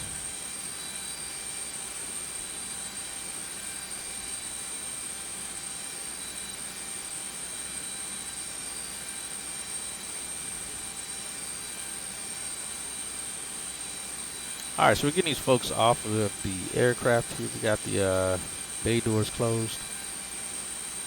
And I'm going to go ahead and run through those settings real quick while the poll is going. Like I said, I'm going to just show you guys what my settings are. Let me disconnect from the network as well. Disconnect from VATSIM.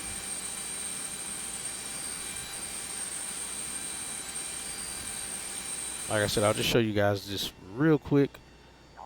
So this is my display settings. My anti-aliasing is at 2x SSA. I do have my frames locked. VSync is off.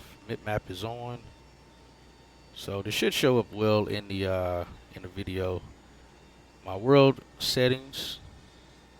I'll leave this here for a few moments. Volumetric clouds are at high. We are using enhanced atmosphere. And these are all the things that I have turned on and how they're turned on. We'll go over lighting real quick. And I don't use auto exposure. That's why my clouds look so good from in the cockpit and doesn't look overexposed and almost just washed out in the sim. So that's that. Those are my settings.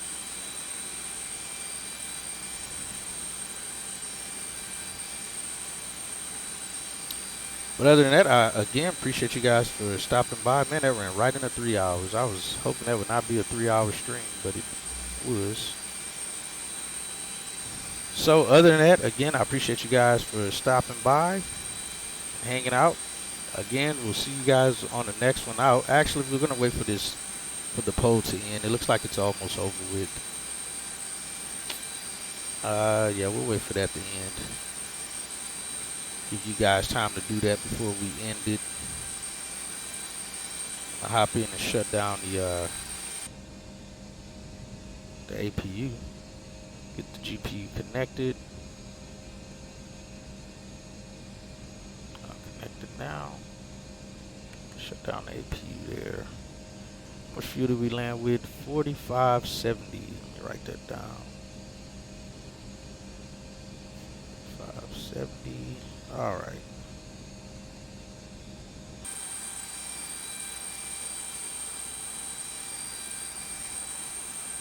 Like I said, I'll let the poll finish before we end it here. Yeah, that was a pretty great flight. Again, uneventful. It wasn't much to that flight.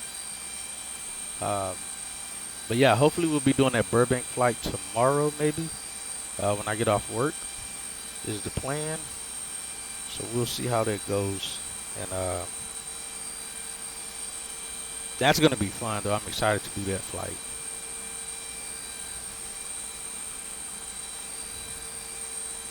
See if we can get the lights on here. It can't be that far off. Nope, not that far off at all. Just apply that. There we go. Actually, I do have the terminal modeled there.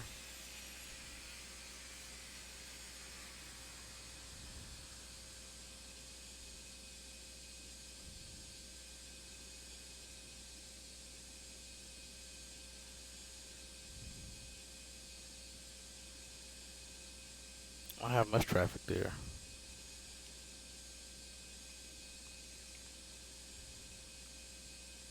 So get that twilight there. Let's see what you said there. Thanks for showing. No, I'll compare that with mine. Alright, I'm still on 4.5. Oh yeah, true. Yeah, so other than that, the poll is just about completed from the looks of it.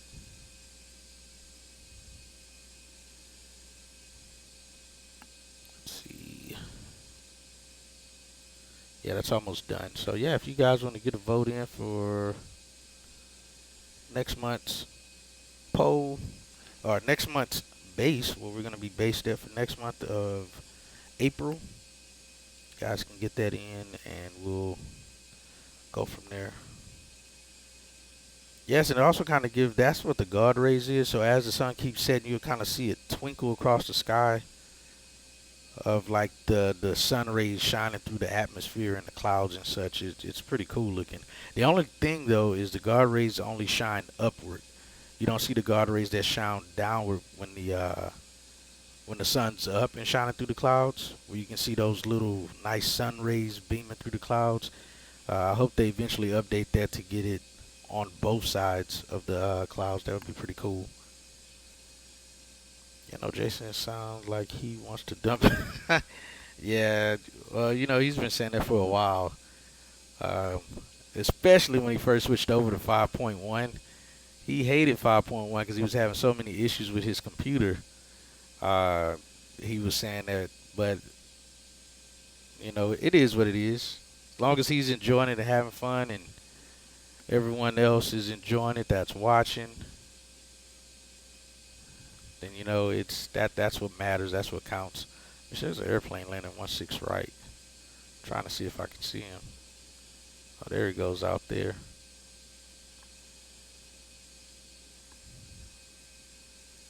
Yeah, exactly. And my thing, as I've always said, as long as they keep development for P3D, as long as there's a support staff that continues to update the sim, I'm going to keep it and keep using it. As well as at this point, like I said, we have so much in P3D now that even if development stopped for it right now, I'd still be okay because I have pretty much everything I want in the sim, airports wise and airplanes wise. So until I hear those words that they're stopping development for it altogether, I'm not really worried about the 3D, the third-party developers. Only Lockheed Martin. When they say it, then it kind of counts at that point. All right, so look like George Bush won it again with 1 vote. So let me update that in here. Polls. But yeah, I'm excited to see what the PMDG stuff's gonna look like anyway in Microsoft.